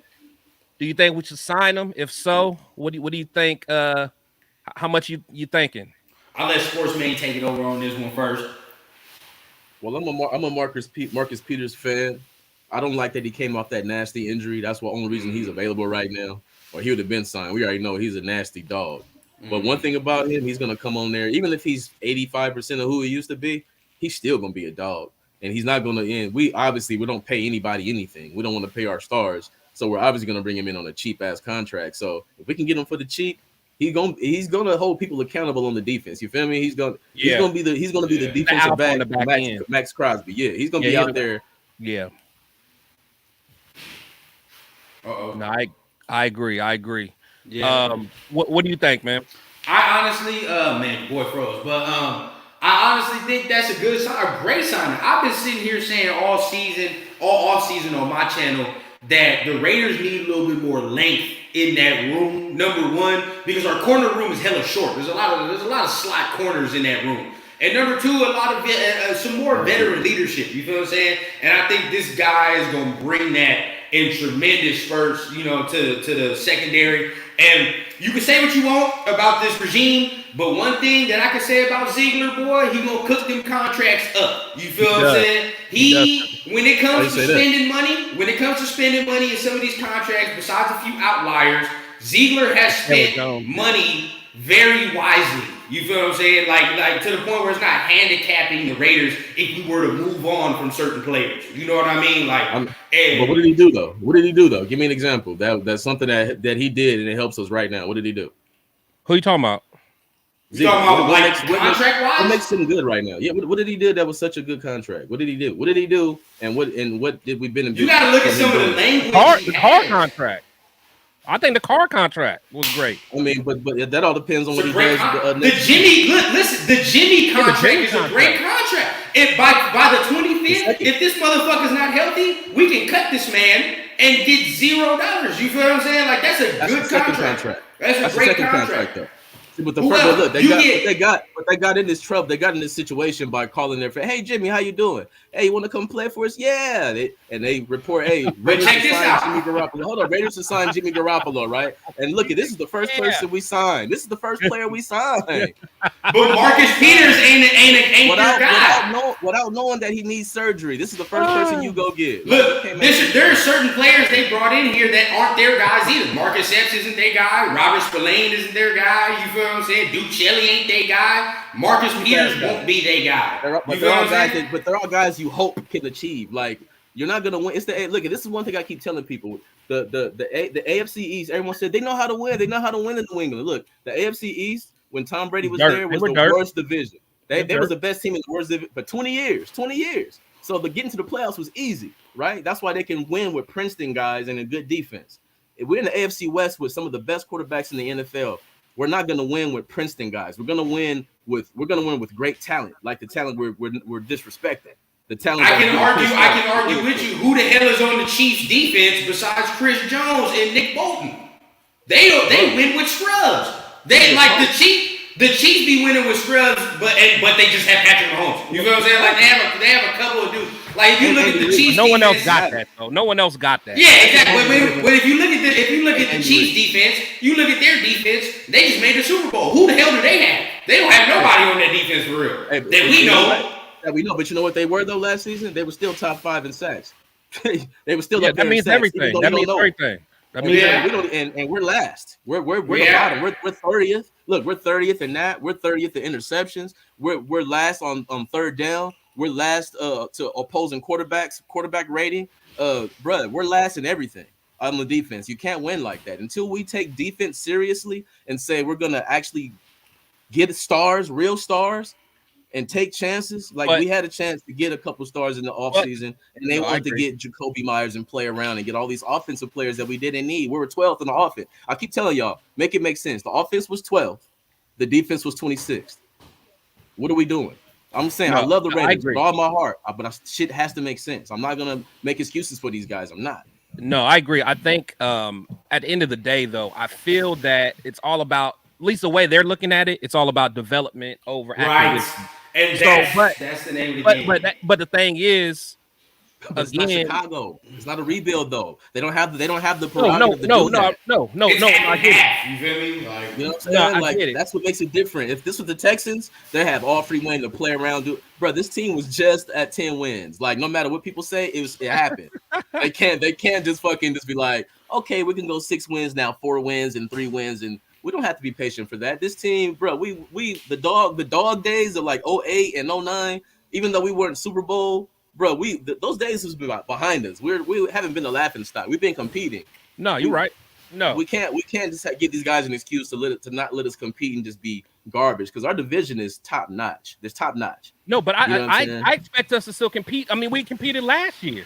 A couple things just didn't go our way. The ball ain't bounced the right way. You act like it was. Literally about 5 to 7 games were really based off of like 1 or 2 plays. There you go. Not like we only got dominated twice. Yeah. And in that second Chiefs game, I mean, we ain't have none of our guys out there anyway. So I ain't counting that, but we really got dominated that Saints game, and that's it. If you Yeah, really that was think it. Yeah, that's what I'm saying. They went into that game averaging 27 points. I'm saying the people can say what they want about Derek Carr, but the Devontae and Derek Carr connection was magical. Even though it was rough and shaky, that he still broke a Raider record. And if they was to stay together another year, it was going to be amazing. And we can't I'll do say what this. they did.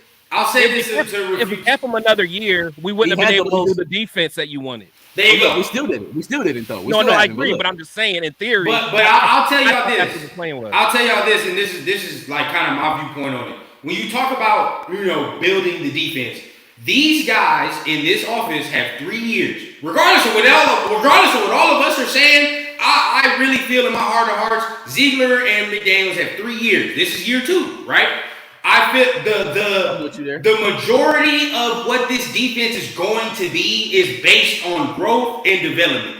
I.e., Duke motherfuckers that was already here, like Married, you feel me? Diablo, Nate Hobbs, motherfuckers like that gotta step up and develop. And it's based upon dudes like Tyree Wilson, Byron Young, Ja'Cory Bennett. Them dudes actually, that's what this defense is going to be. Players got to step up now. You feel me? And Marcus Peters coming in here allows you to bring a veteran kind of bridge for dudes like Ja'Cory Bennett and Nate Hobbs to really, really learn from. You feel what I'm saying? Like, because that's the name of the game right now. That's really what they're doing. They're trying to build these young players up to have a sustainable core. And that's something the Raiders don't have. And for cheap.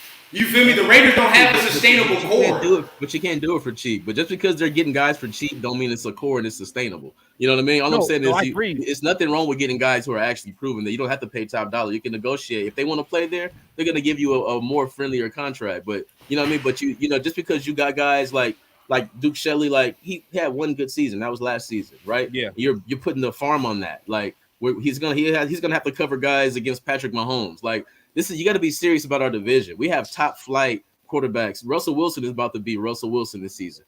It's going to be tough on our defense. But think about it though. But think about it, because we get ourselves in trouble doing that though. Because if you think about it, Corey Littleton was the top linebacker in that free agency. He was a top level, you know what I'm saying? And then I think Nick Kukowski was the second best. So we got the 2 best linebackers in that one free agency that bit us in the butt. And I think that same free agency, that one or maybe the next one, when we got Joyner. Joyner was the best safety in that. He made the Pro Bowl with us. Right. That's what I'm saying. He made the Pro Bowl, but they with the Raiders. Who did? We had got him. Joyner. When we grabbed him, he balled for us. That was special teams, though. You feel me? Who was it? It wasn't Joyner. It wasn't Joyner. It must have been a different Rams player. You talking about Hayward? You talking about Hayward? Hayward. That was a good one. But I look at this Marcus Peters like the Hayward thing. These are risks that you look at and you're like, okay, like I can see this working out. Like the Littleton was a lot of fucking money for a guy that. But that was a flash signing. That was a flash signing that we're like, oh, that's good. Yeah, and I was excited about that. I remember we signed him. I was like, oh yeah, like I remember seeing him play. I've been like, I've been for the past 3 weeks. I've been like, what the fuck are we waiting for? I keep saying Raiders might sign him. I'm like, man, will you fucking sign him? Yeah. You know what I mean? All I was hearing was negative shit in the media. Everything we was doing wrong, and I keep hearing they might sign him. I'm like, bruh. This at least will make me smile. Sign somebody. All right. So let me ask y'all this. So in 2021, he had a cap hit of 9.9. 2022, a cap hit of 15.5, and they say his market value for this year is 9.8. Who talking about Marcus Peters? Yeah, would y'all pay that? Fuck no. For who? For 1 year? No. You're not paying Marcus Peters 9 point something if you can't give Jacobs that money. So. That's what I'm asking you. According to Spot Track, that's what they say it is value is. Hell no. I'm gonna tell y'all right now, he's gonna sign for like 7. Yeah. He's gonna sign for like 7. 7 for 1. That's my prediction. He's gonna sign for like 7 million. That's what I'm still, hey, bro, he's still around. If he was still who he was, he would get that price. No one's gonna. If they pay him that and they ain't paid Josh Jacobs, you know what I'm saying? Like then I'll be mad. The little shit they do, I'm gonna be pissed. Then I'll be mad. I'll be mad at that. That's what I'm saying. And what they're doing on the off season is not telling me you're going for it. If I felt like you're going for, like last season, I felt like we was going for it. If I felt like we're going for it, I'd have been like, get DeAndre Hopkins. But people was like, hey, we should sign. I'm like, for what? Yeah. For what? We don't know who the fuck our quarterback is. Why we ain't going for it? Why would we do that? That's why I'm like, why would you pay him that money if you're not going for it? You know what I mean? Because definitely not no $9 million, bro. Like that's outrageous. All that, and I'm like, last year, nah. if we could have got him last year for that price, Maybe, hell yeah. And he might have made that big difference because, man, Hobbs, man, people forget, like, I'm not shitting on these defensive players as much, man. Hobbs was nasty. The injury derailed him last year, bro. Hobbs got killed with the injury. Diablo got killed. Hey, Diablo was like number 3 in tackles before he got hurt. He was all over the field. Like, the defensive players, the pieces, like, they're not as bad as people are trying to say, man. I'm trying to tell you. No. What killed us last season, what killed us last year on defense, it was situational. Like, it'd be a good first and second down, be 3rd and 13, and we give up a first down. That killed us, man. Or like miss sacks. Like there was a lot of times, man. You know what I'm saying? Like they would have their hands on, especially Kyler. That damn Kyler. Honestly, bro, seeing that live, bro. Seeing this motherfucker run around the field for 12 seconds live, and I'm looking, I'm like, bro, please tackle this motherfucker. And he just runs in there, bro. And the collective groans in that stadium, bro. I swear to God, bro. And what defensive call was that? That's what I'm saying. Like Patrick Graham, he got a lot of passes last year. You know, that's what rubbed me the wrong way last year. That's why I got on these guys' asses so much, because after Derek Carr had that game in Pittsburgh, even though he wasn't having the best game, he left the field with a 4-point lead. About the Rams game? No, not even that. The Pittsburgh game. Oh, yeah. No, I think. Okay, I got you. Look, he left the field with a 4-point lead, even though he had a bad game. He had a 4-point lead with less than a minute, no timeouts. The other team, the defenses have to close those games, and those are mostly games we lost. You know what I mean? Like if you leave the field with a 4-point lead, the defense has a job to do. If it's a 3-point lead, it's different. You know what I mean? I'm just saying. But they won with 13 points, didn't they? No, I know, but it's a touchdown though. But look. The Niners win like that. The Niners win like that. All I'm saying is, all I'm saying is, if a touchdown is going to beat you, a touchdown, not a field goal. If a touchdown is going to beat you and the team has no timeouts, like in the Rams, I agree. Pittsburgh, defense, they have to play that. That's a defense got to bring it in, bro. That was all situational. You know what I mean? Because they had good moments of defense in that game. Good moments. But situational, Patrick Graham didn't know what he was doing. Like, why are you playing press coverage and giving one-on-one on the outside to give the game away? Like, and then I knew it too. And they didn't look at each other. They after the game, they said, everybody look at Derek Carr. And I got mad, like, he didn't have a good game, but y'all ain't taking no responsibility for this shit. Nobody. And then after the season, they were still like, look at Derek Carr. And McDaniels was like, look at Derek Carr. You know, Graham is like, I didn't do nothing. Like, bro, y'all dropped the ball on. You paraphrasing? But situationally, McDaniels and they both dropped the ball situationally. Situationally, they both dropped the ball and it costed us. If they were better situationally, and a couple mistakes wasn't made here and a couple injuries wasn't there, this team could have won 12 games, bro. That's what I'm saying. That's why I get so mad about that. Goes on both ways, though. That's both ways, so that's on both sides of the ball. Yeah. That's why I get so mad about a reset, you know? Yeah, so training camp. Rookies reported today. 1st and 3rd round picks starting off on the injury list, man. Okay. What do y'all think about Tyree, man? I'm starting to get a little concerned that it's a little worse than what we thought. Now, I'll tell you this. I don't think it's as bad because if y'all follow this guy, if you don't, you should, is Raiders.Scout. He's actually Raiders Scout? Yeah, he's fire. I like him. But, look at what he said. It said he actually passed his physical, and they only put him on that list to help him get fully healthy. You know how the Raiders be right now. This regime is really careful when it comes to injuries. You feel what I'm saying? So they just put him right there so that he can ramp up and be straight. But he'll be straight. He'll be all right. That's how you feel? He'll be all right. Byron Young, though, is the one that I'm concerned about because I didn't know Byron Young was injured. Well, he just on the PUP. I think he'll be fine. Honestly. I didn't know he was even injured. He was in a mini camp. What draft pick was Byron Young? Was he third? He was third round? Yeah, he was that first third. Yeah, he was 3rd round pick? Yeah. All right, I'm going to tell you like this. When I looked at this draft, right, I like what they did later in the draft. 1st round, I was pissed because it's like this, all right. One thing about us Raider fans, we all know the Raiders never, ever, ever, ever, ever go with the consensus pick who we want at that number 1 pick, we'd be like, please, yeah. Ever. And they'd be like, Darius Hayward Bay. We'd be like, what the fuck? Like, those are our moments in the first round, right? So I'm looking at the guy who was dominating the trenches. My guy up there in Georgia. Yeah. Dominating, right? And I'm like, you put him in the middle with Max, next to Max and Chandler. We solved our line, right? And he's an instant starter. We're running, right?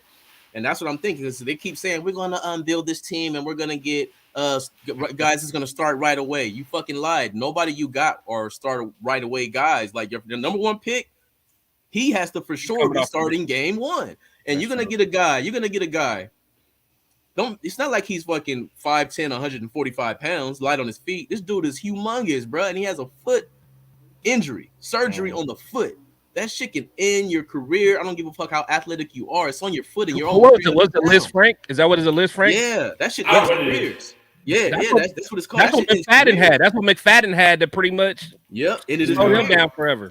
And I think he's going to play 300 pounds. I mean, McFadden wasn't that big. You know what I'm saying? This is a big guy with a lot of weight on his foot. That's why when you draft big guys, foot injuries are scary. A knee injury, he might be able to get past that, but a foot injury is scary. And I'm like, we should go for the surefire guy who they was like, well, he caused trouble. What? Because he was driving fast. He didn't get no DUIs. He didn't hurt nobody. He didn't drive the car old boy was in. That, you know what I mean? That dude. Yeah.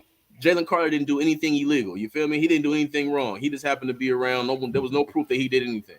I'm like, bro, don't compare this to Henry Ruggs. Stop that. Shit. Yeah, but I will tell. I was saying this on my channel, and a lot of people were looking at me like, why the fuck are you saying that? They're gonna pick him. They're gonna pick Jalen Carter. I think a month before the draft, I was saying on my channel, they're not going to pick Jalen Carter. And it's not me saying, oh, I don't want them to pick Jalen Carter. It's me saying, I look at this regime. This regime ain't fucking with none of that off the field shit. I'm sorry, whatever. Like they're not doing that one. Any character risk, they're not messing with. Nah, bro, they're not. And you can see how they get down. You feel what I'm saying? You can see like that. He has speeding tickets though, and in reality, he only has speeding tickets. He didn't. Well, no, that's true. But there's also work ethic. Kid who had a, you feel? Hey, no. After his pro day, I knew they weren't gonna pick him. After that shit, I was like, yeah, bro, they're not gonna pick him because he's not. Listen to that. He's not of the Max mold. He's not of that Max Crosby mold. What it looked like from right there, and that's what they're trying to grab. You feel what I'm saying? They're trying to grab motherfuckers that it look like they love football. Blah blah blah. What does it look like? So what does it look like? Jalen's dominant. Jalen's dominant. And I guarantee you he's going to look good his first year with the Eagles because he's with the Eagles. But we don't know how he would look with us, though. You feel what I'm saying? Like, at the end of the day, he was the most dominating at his position, my man, and that's what we needed for the last 2 years. Defensive tackle. Exactly. Yeah. They was talking about him. They was talking about him going as number 1 pick in the draft at one point. This is how good he is. You know what I'm saying? Yeah. Like we can't. I'm not saying I didn't want him because I wanted him, but I just knew I wanted him. So we can't with the extra shit. With the extra shit, like the bad guy because we got somebody else. Because this guy, I'd rather have him. He's practicing. Just like I'd rather have Derek Carr because he's practicing. Like when you have first round guys and the season's coming up and training camp's coming up, and these guys you're supposed to depend on aren't even in the practice they're not even throwing passes. They're not even blocking. They're not even run. Bro, that's red flags. I don't care what team it is. If it was the Jets, I'll be telling you the same shit. I'll be like, bro, they fuck. Their quarterback ain't at the OTAs. He in the new system. He ain't threw the ball. He don't know how his receivers run routes. You know, that's particular. You know, the particulars of getting into a new season with a new team. Yeah, it's all about timing and all. You can't just. I'm gonna argue with y'all. Jimmy game 1. You're gonna get. I'm gonna say this to y'all. I think your boy we drafted in the 4th round might be better than what we think he's going to be. Who's that in the 4th? Who? O'Connell. Something about this little dumpy motherfucker, bro. I'm not even gonna lie to you, bro. Hey, look. It's just about 1, he fits this scheme like a glove. 2, he's active. Bro. And what is the scheme, man? His most negative thing I can say about this motherfucker, and this is what I see most people say. He got talent. The most negatives I see about most people say about him is just he's unathletic. And like at the end of the day, like you feel me, like that's that's cookie cutter shit. And he's a quick machine, and he played at Purdue. Like I'm just saying, bro. Like. I mean, we're all hopeful because he's on our team, but I'm not going to Purdue. Hold on, what's wrong with Purdue? I mean, the Big Ten's tough. That's tough. It's trash. Bro, he's had multiple games where I've looked and said, yeah, he can throw. Big Ten defense. Big Ten is all about the offense. Maryland had a good D. Michigan had a good D. Ohio State had a good, and he had pretty good games against them. But this is what you're saying. Who the hell is he playing with? He's not playing with nobody. I mean, at the end of the day, he's the guy that's going to take chances with his receivers. But if you taking chances with your receivers and your receivers ain't shit, like, not to disrespect them, but at the end of the day, they're not Ohio State. You feel what I'm saying? They're not Ohio State. They're not Michigan. So at the end of the day, now that you have top tier talent like Devontae, the best receiver in the game, you got multiple weapons. Let's see what he look like. You feel what I'm saying? I just know he's accurate. But the year before he had a big time receiver the year before because he had David Bell. Bell. And he did work with him. He put up numbers. Yeah, he did work with him. He put up numbers. There was a pick machine, but he put up numbers. He was a pick machine because he took chances. I like that. Yeah, that's the thing about him. He's gonna take his chances. You feel what I'm saying? Like he's gonna give his receivers a chance to make a play, and that's really all you can ask for right now. You feel what I'm saying? Coachable though. That's coachable. You can coach that. But they're projecting him more as a backup. You know what I mean? As a career right backup. now, yeah. But he has to come out and show something. You feel me? Like I'm not gonna get hype on anyone until I see these guys in preseason and see how they work, see what they look like, because the lights get bright. The lights get bright when them pads come on and that helmet get on. And you never know. He just might be a fucking diamond in the rough. You feel me? I'm excited about him because he on the squad. I'm excited about any young player we have. They dream this came true. I want to see him win. Mm-hmm. I'm with you. You know what I'm saying? So I want to see what he do. What position battles are you guys most interested in seeing? Right guard, yeah, and corner. You feel me? Right guard and corner. For right guard, I want Natane Moody. I want Natane Moody to lock that in. I think Natane is going to win that job. I think that whoever falls in line after that falls. It just can't be Alex Barnes, bro. It just can't be that. To me, he's a perfect power right guard. It's just he just got to learn. But remember how good Josh Jacobs made these guys look, man. Exactly. You understand, man. In that first 7 to 9 games, it was a rotation of guys looking bad. Even though we didn't give up the most sacks in the NFL, we gave up top 3 pressures. Like we gave up so much pressure on Derrick Brown. But in the running game, they because Josh Jacobs is special. And sometimes they made some nice holes. They love the run block. That's what John Gruden built. That's what John Gruden. He loves to run the ball, play action. That's what I expected from Josh McDaniels, and we didn't get that. But with a whole nother situation. But man. Okay, so who do you who do you think's going to be the right guard? Who do you want to be right guard? Nobody that's on the team. Oh, so you don't think we got anyone on the team? I don't like Jermaine Illuminor, none of these guys. I like Munford. I'd rather throw Thayer Munford, these young guys in there than these vets we got. These vets I like Illuminor. Yeah, me too. But he's a backup. He's a backup on any other team. Like I don't want guys that are normally backups that we're trying to turn them into starters. You can't win like. I mean, how many star right tackles are there in the league? You feel what I'm saying? Like star, but be serviceable. Like. That's what most right tackles are. Like most right tackles are just serviceable. Like they're not left tackles where you're like they got to be premier. But you give up top 5 in pressures. That's barely serviceable. And you remember that Charger game, man? Even though we had the ball last coming down, even though Derek Carr fumbled on that shit, fucking Khalil Mack destroyed Colton Miller, bruh. Like no chance. I am always the first one to say I think Colton is overrated. Yeah, he ain't made one. He hasn't made one Pro Bowl, not one. I think he's overrated. I think he's not. He's like he gets killed by the elites, and then to me, I think Andre James, he just has to get stronger, man. Really? Like I think he could be okay, but this is his last season. You feel what I'm saying? Like he makes too much money to do what this is his proven season.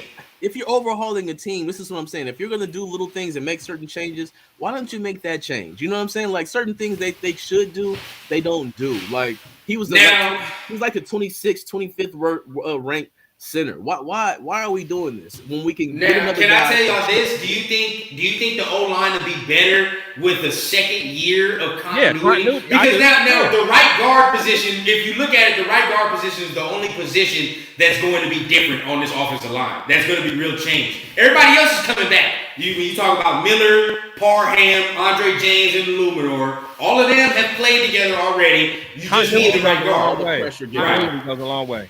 All the pressure giver uppers, all the guys who give up all the pressure in the NFL. It's good to bring. It was really the right guard spot. I'm not even gonna cap to you, bro. It was really the right guard. The center too, and the right tackle. He was getting dogged over there by fucking. I think his only bad game was that Cardinals game for real. That Cardinals game was bad for him. Other than that, Aluminor was solid. And then also a lot didn't get hurt. He was fucking dipping it all over. He was ugly.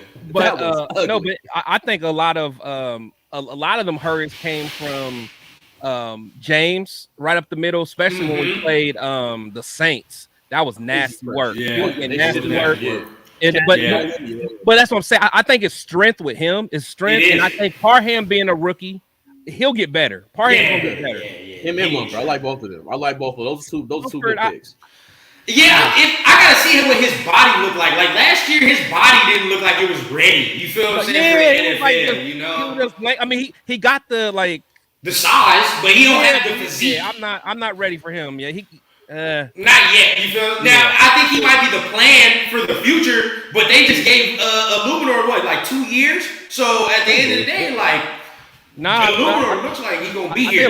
I think Illuminar is on a prove it year. I think he signed a 1 year prove it year. Oh, it's a 1 year. Okay. Okay. See now why bring in all of these fucking? We got like 15 receivers on the roster, and we should have like 15 offensive linemen. No, I agree. Yeah. You know, I'm just saying like like I said, y'all, we love is Raider Nation, not Josh McDaniels Nation. Like there's nothing wrong with calling him out when he's making. I do though. That's the thing. I'm gonna call him out. I'm gonna call him out. There's certain shit I didn't understand. I call him out, but I don't understand all the better, man. He has to do better. Hate, though. It's so much. Yeah.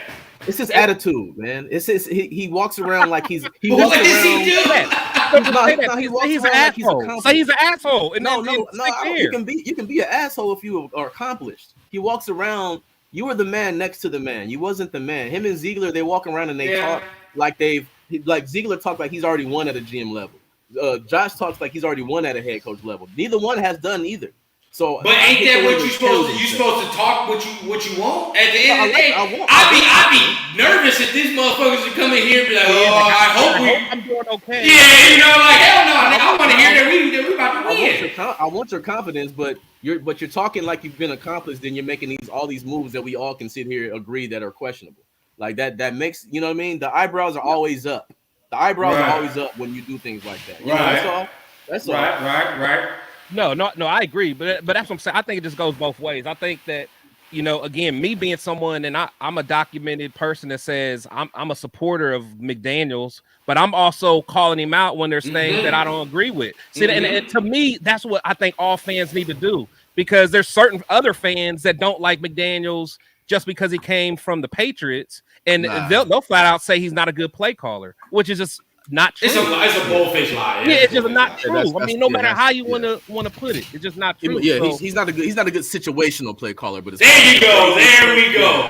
And that's something I'm glad you said. That's what he really has to work on. You feel what I'm saying? Like situations is what pissed me off with him, because when we're going into halftime and you take knees and shit, you know what I mean? Like, and you're not trying to score the ball before half. You can say you don't trust the QB, whatever the hell is. At the end of the day, bro, there are certain games where it's like, bro, get aggressive.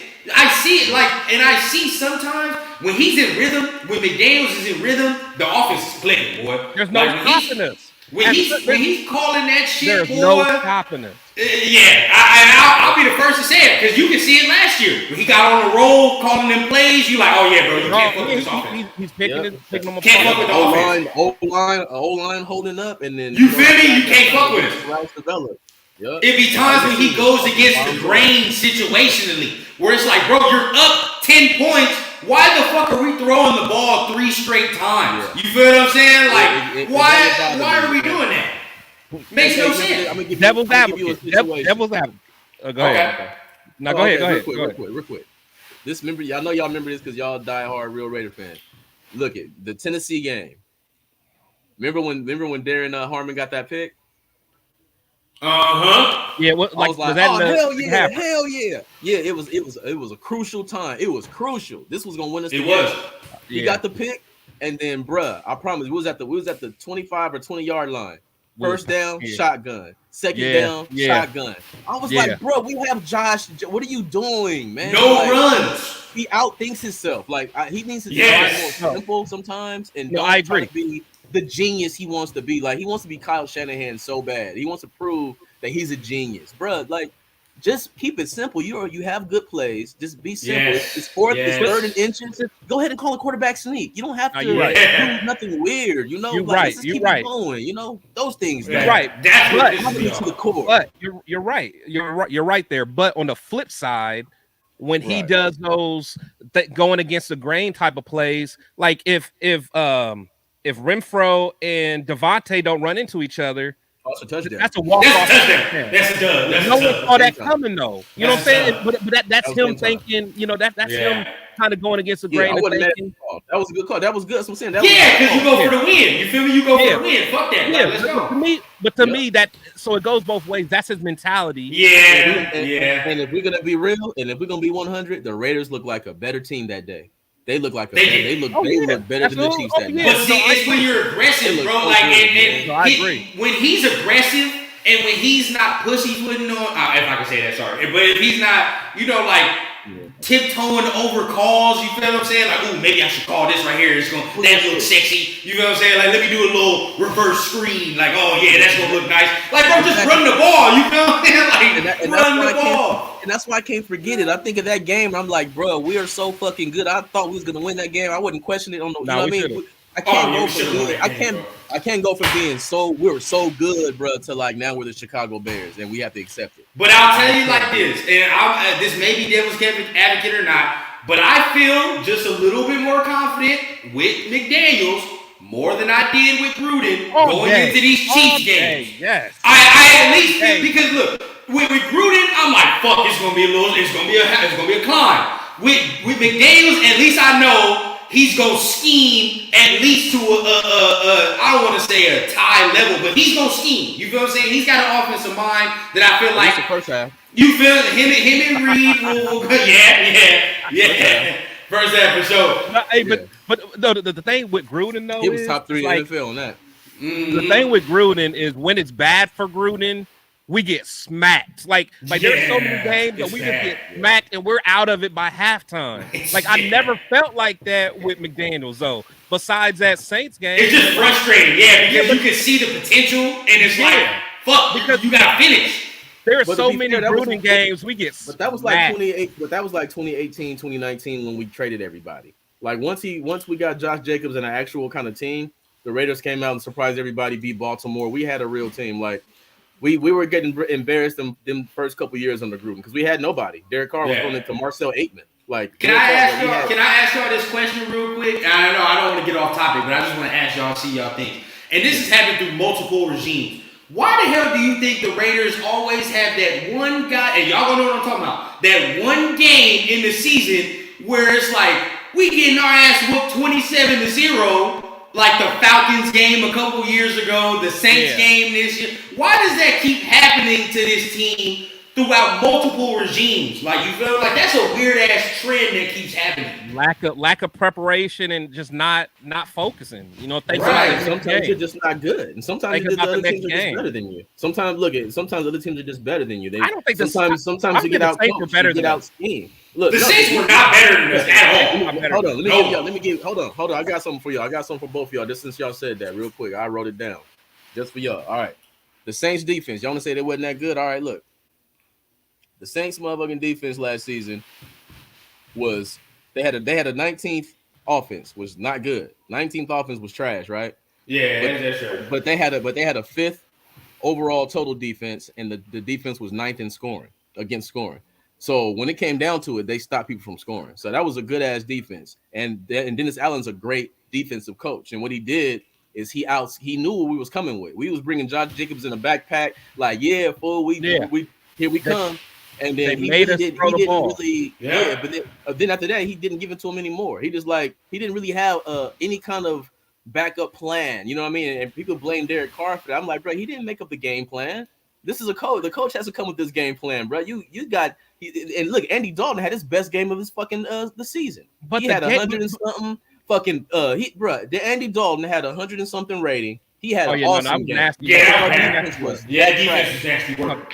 that that was trash nasty, because they gave up 24 points. It was 24-0. Our defense is used to us putting up 25, 26, but they still would give up 26, 27. Like, That's true. Bro, That's true. that's what I'm saying. When we was 2-7, this is real quick one. When we was 2-7, the Raiders were scoring 25 points a game, just about 25 points a game, and we had the least turnovers in the NFL. And we were 2-7. No, the I least agree. turnovers. We had the least turnovers. Yeah. And that's in 9 games. Right. And we were still 2-7. And but they were still looking, and no one looked at the defense. You know what I'm saying? Like that. They had to look at back. The thing is, we look at the defense. At least anyone that is looking at it, really transparent. We recognize the defense wasn't that good. But the thing, we also look at it as where's most of our money spent. We don't have that much money allocated to that D. Going into it, I knew we would have to win games on the offensive back. Oh yeah, I knew it. Yeah. I knew it. So I didn't expect us to have the best defense, but I did expect them to be better than what they were. I do. So, but we still lost those games on situational. The defenses wasn't that horrible. We lost those games situational. And I think that they'll be better this year. I think the defense situationally is going to be better this year. I really better do. be. Yeah, Patrick Graham stepped up and said, I have to listen more. I have to be. I've been waiting for, bro. That's why I was on these guys' heads. They took no accountability and said, "Look at Derek Carr." That's why I got mad at these dudes. But when Patrick Graham stepped up and said, "Hey, I need to listen, bro." 5 double-digit blown leads is never happened in Raider history. That was Raider history, NFL history. Yeah, it was bad on both all that time. Look, Derek Carr been with the Raiders 9 years. It never happened. Like, we can't blame Derek Carr. This was on coaching. You feel what I'm saying? And they have to admit that, like, bro, he left the field with the fucking at least a 4-point lead every time they gave up a touchdown. See, I'll tell you this before, and then I'll let you go off Shield. I'll let you do your thing. But I will say this: at the end of the day, yes, we can say it's never happened in Raiders history, but the players left that stadium with a check in their hand. So is the coaches. And if I'm playing on that team and I'm an important piece of that team, yes, we can sit there and say what you're calling is ass. But at the end of the day, I'm on this field and either I'm giving up points or I'm not scoring points at the end of the day, and I left with money. You feel what I'm saying? My job is to win this game. And yes, the coach is 50%, maybe even more, to blame for the losses. But at the end of the day, he can only do so much. You feel what I'm saying? Like, a player has to go out there and play. But the coaches are saying, give me full control. I'm fully responsible for the offense that is being called. I'm fully responsible for the defense that's being called. They can't escape it now and say it's all on the players. I don't think they do. See, I don't think they do.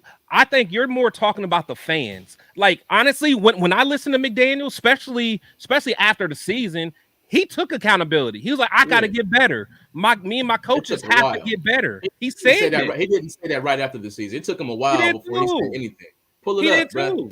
Bro, it wasn't like the very next day. He didn't say, bro. I'm saying when they started doing the press conferences, like when they started doing the press conferences for the for the draft and all that. Like he's Bill Belichick. He walking around like he's Bill Belichick, bro. Like, just because you're a good coordinator, which you are a good coordinator. But so far, with your stint in Denver, when you did the same thing, you got rid of good players. You wasn't a good leader of men.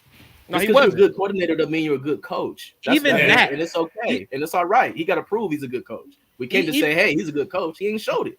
But he even addressed that though, because he even, and honestly, if you listen to what Hondo Carpenter said about him, I mean, he made it a point to make sure that he changed that narrative, that he changed that. Like before, he wasn't a good leader. He was cocky. He was arrogant. And you know that report card came out from this season, and he was voted the least to listen to players, the least to do this. That was this season. I went from another season. That's what I'm saying, bro. He hasn't changed. And he did the same. What he do? He went to Denver. He said, "Jay Cutler, you just made the Pro Bowl." Look, bro. He went to Denver. He said, "Jay Cutler, I know you're a Pro Bowl player. See you later." "Hey, Brandon Marshall, I know you guys are a great tandem. See you later." And then they were trash and he got fired. Does that not sound familiar? All I'm saying is I have to see the warning flags. I have to see the red flags. He has to prove that he's not doing that. And so far, he hasn't proved that he's not doing that because we don't have Derek Carr. We don't have Darren Waller. Josh Jacobs is pissed off. Fucking Devontae Adams was like, bro, thought I was going to at least play with Aaron Rodgers. Like, you know what I mean? Like, he's rubbed all these players the wrong way like, bruh, he has to be accountable. He has to win. There is no, like my nigga said, our boy say he's gonna be here at least 3 years. Like they can be terrible this year, and then he's gonna have at least a few games into the next season. They'll be like, okay, this it's too bad. You know what I'm saying? But yeah, this year he's not going anywhere. No, I agree. And again, I think that for one, I don't think McDaniels lost the team. I don't think he lost the locker room. I think because honestly, all you got to do is listen to what they say. I mean, the reason why Devontae is so good because he has a mentality of ownership, man. He has of self accountability. He clearly said, and I think this was in December when he had an interview. He clearly said, like, "Hey, these losses aren't on Josh, man." And Devontae ain't the type that's just gonna lie and say whatever. He's like, "Hey," he's like, "We got to be held accountable. Once that whistle blows between them whistles, that's on us. That's on us, man." But bro, what's he supposed to say? What is he supposed to say? He just signed a big ass contract. He's a professional. What he said to that article, that was how he really felt. Of course, he had to come back and clean it up. That's called lip service. It's called being what you have, And they said, "Hey, can you keep that inside the building?" Well, he said how he really felt. I mean, he said what he said. He does believe that, and I think he does. He don't believe that. He said they feel like this is the best way of us being urgent to win. Yeah, and urgent. I don't see absolutely. No, I agree. He doesn't agree. So now think of urgent to win, and your quarterback is still on the sideline. Think of urgent to win, and your first round pick is still on the sideline. Does that sound urgent to win? You think he's gonna hang? You think he's gonna be? But see, this is where I think that Mark Davis. This is where I think that Mark Davis kind of fucked up when he brought Josh McDaniels in here because he fucked up by saying this isn't a rebuild, this is a retool. When he should have goddamn well known that this is going to be probably a rebuild, bro. I'm sorry.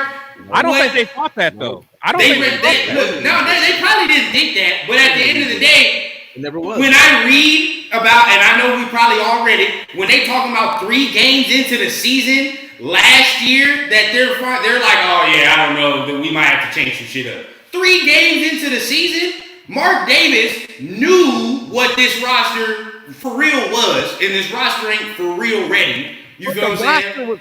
The roster in 3 games in the season, 3 games in the season, they were scoring 25 points a game. Just I don't think the roster. Me personally, and I y'all may disagree. I didn't think the roster is ready. I didn't think the roster is ready to compete now. I didn't think the roster had a long-standing type of fucking foundation to compete. That ain't what the Bengals game said. That ain't what the Bengals game said on the road. Because when you look at it, right, we were still gonna have the same conversations about our defense. We were still going to have certain conversations. Still. You feel what I'm saying? Championship teams don't have the conversations that we're having about our certain, I don't think we're championship caliber. I don't think we're championship caliber. But I think we were a playoff team. I thought we were last year. I thought we were good enough to beat people that they didn't think we can beat, which we did. We were good enough last year to beat any team on any given Sunday. The Raiders were that good last season. And you know what I mean? That's why I can't let people just act like it was a rebuild, bro. That Cincinnati game, we were the better team. It took them stepping out of bounds, a whistle being blown, them not overturning, a whole bunch of shit had to work for the Bengals to beat us. I can't even say we was not better than the Bengals. Number one, that game we were right there with them. Derek Carr we didn't play that game. We didn't play well that game. Honestly, you know one play that people forget was that daggone when we stepped out of bounds on that kickoff. I remember that put us on the 2 or 3 yard or something. You're right. I forgot. People forget about that. Yeah, at the end of the day, that set us back. That set us back, and then we had to punt, and then they came down and I think scored. Little stuff like that. At the end of the day, maybe some people don't agree, but I have a couple pieces. I still think it's like. We can't really change our team with just a couple free agent pieces. You feel what I'm saying? And this is the only reason I say this team is not really ready because we haven't had good draft sustainability in 5 years. And you can't be a sustainable football team really with bad drafting. You feel me? You can't. You had Derek Carr's whole tenure. Only good draft picks they had was fucking Khalil Mack. You feel me? And that's the problem. On one hand, we can name that's the problem and what needs to change. You feel what I'm saying? And that's what they're trying to. Now we don't know. As of right now, I give them like a C-, a D+. for their drafting so far. You feel what I'm saying? Like, you gave me a starting left guard, cool. You feel what I'm saying? Other than that, what else do I have from the past draft that really, like, you know? It's also about development, man. It's like exactly. Our coaches we want gotta to see how they develop develop. players. We gotta see. But it's also about keeping what you have that's already there and putting pieces there. Like, it depends on who you are. It depends on what you are. Like when that guy took over the Eagles and shit.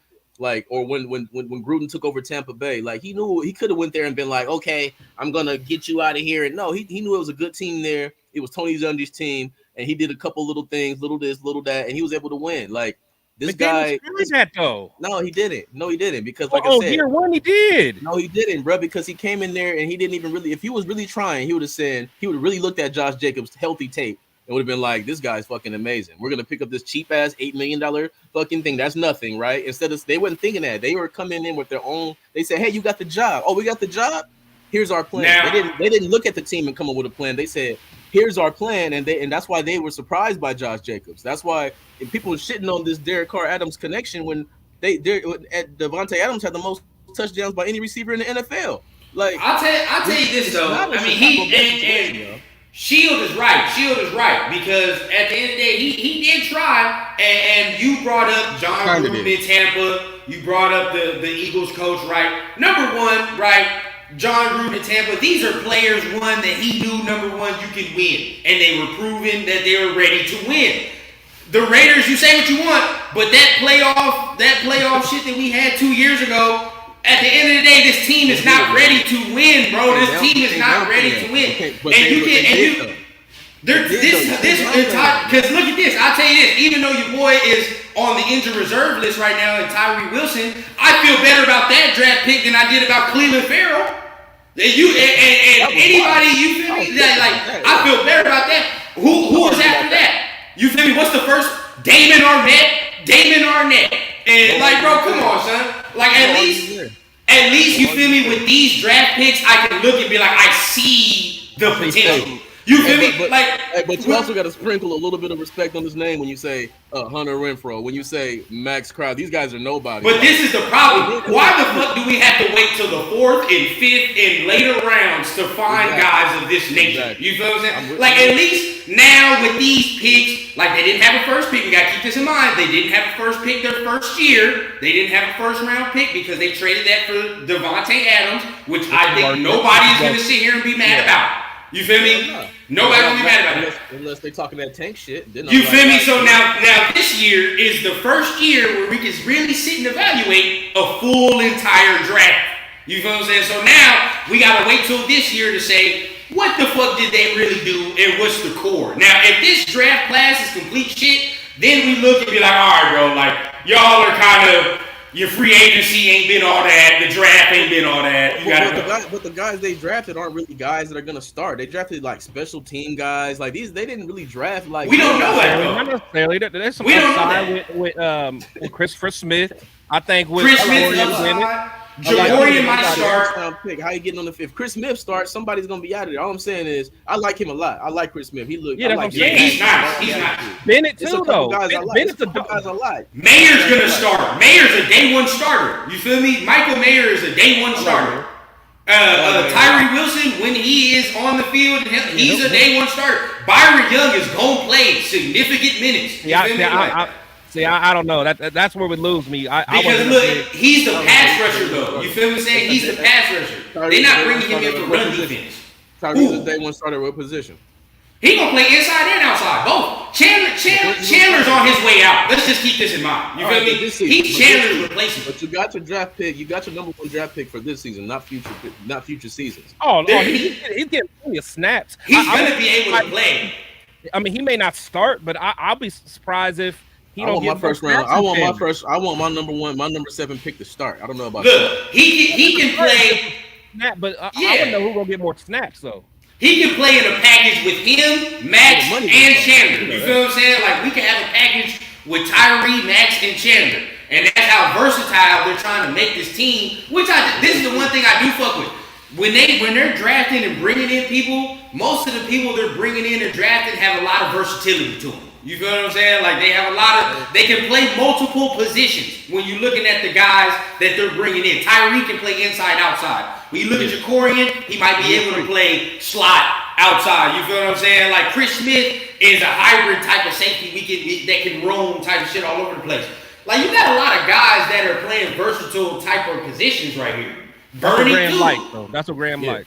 Yeah, for sure. I like that too. But but you already know, man. No matter who you got back there, it is your play calling in your situation, play calling on point. Are you giving up 3rd and 13? You can't blame the players when you called a dumbass coverage. Like that killed us more than the players last year. That's what I'm saying. Like our team wasn't perfect, but we didn't have like a Chicago Bears fucking. Like I said, we didn't have that many holes, bro. Like we had Denzel Perryman. He was a Pro Bowler, best linebacker we had in a long time. Like don't get me started on that one. He was a Pro Bowler, bro. Say what you want. He made the Pro Bowl first. I like him, but at the end of the day, we're limited.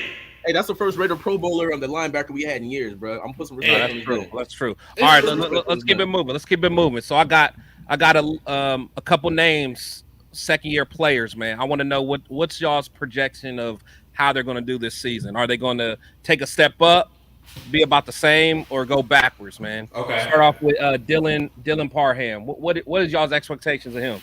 I think he takes another little notch step up. Yeah, I think he takes a step up. I do. What about you?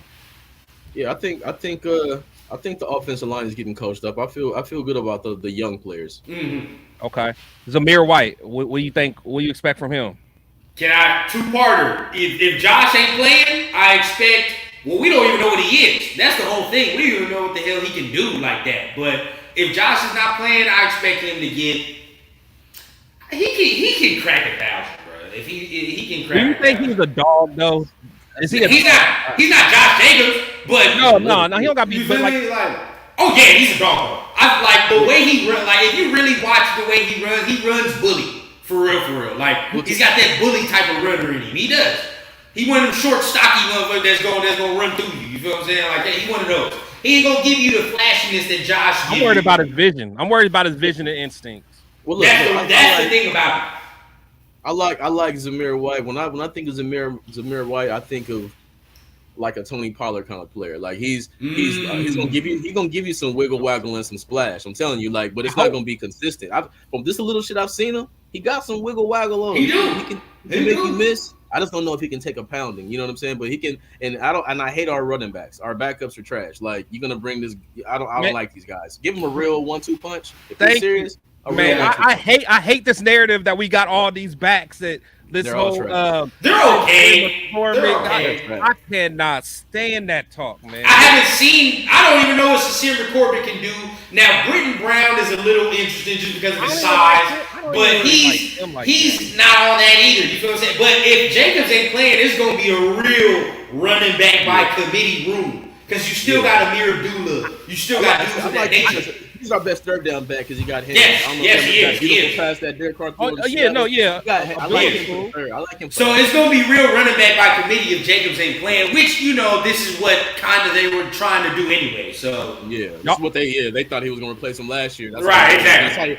That's how you know they didn't evaluate Josh Jacobs truthfully. That's how I know they didn't really truthfully evaluate this team. They just took the job and said we're gonna do this. That's how I truly feel because that's what it really projects to be.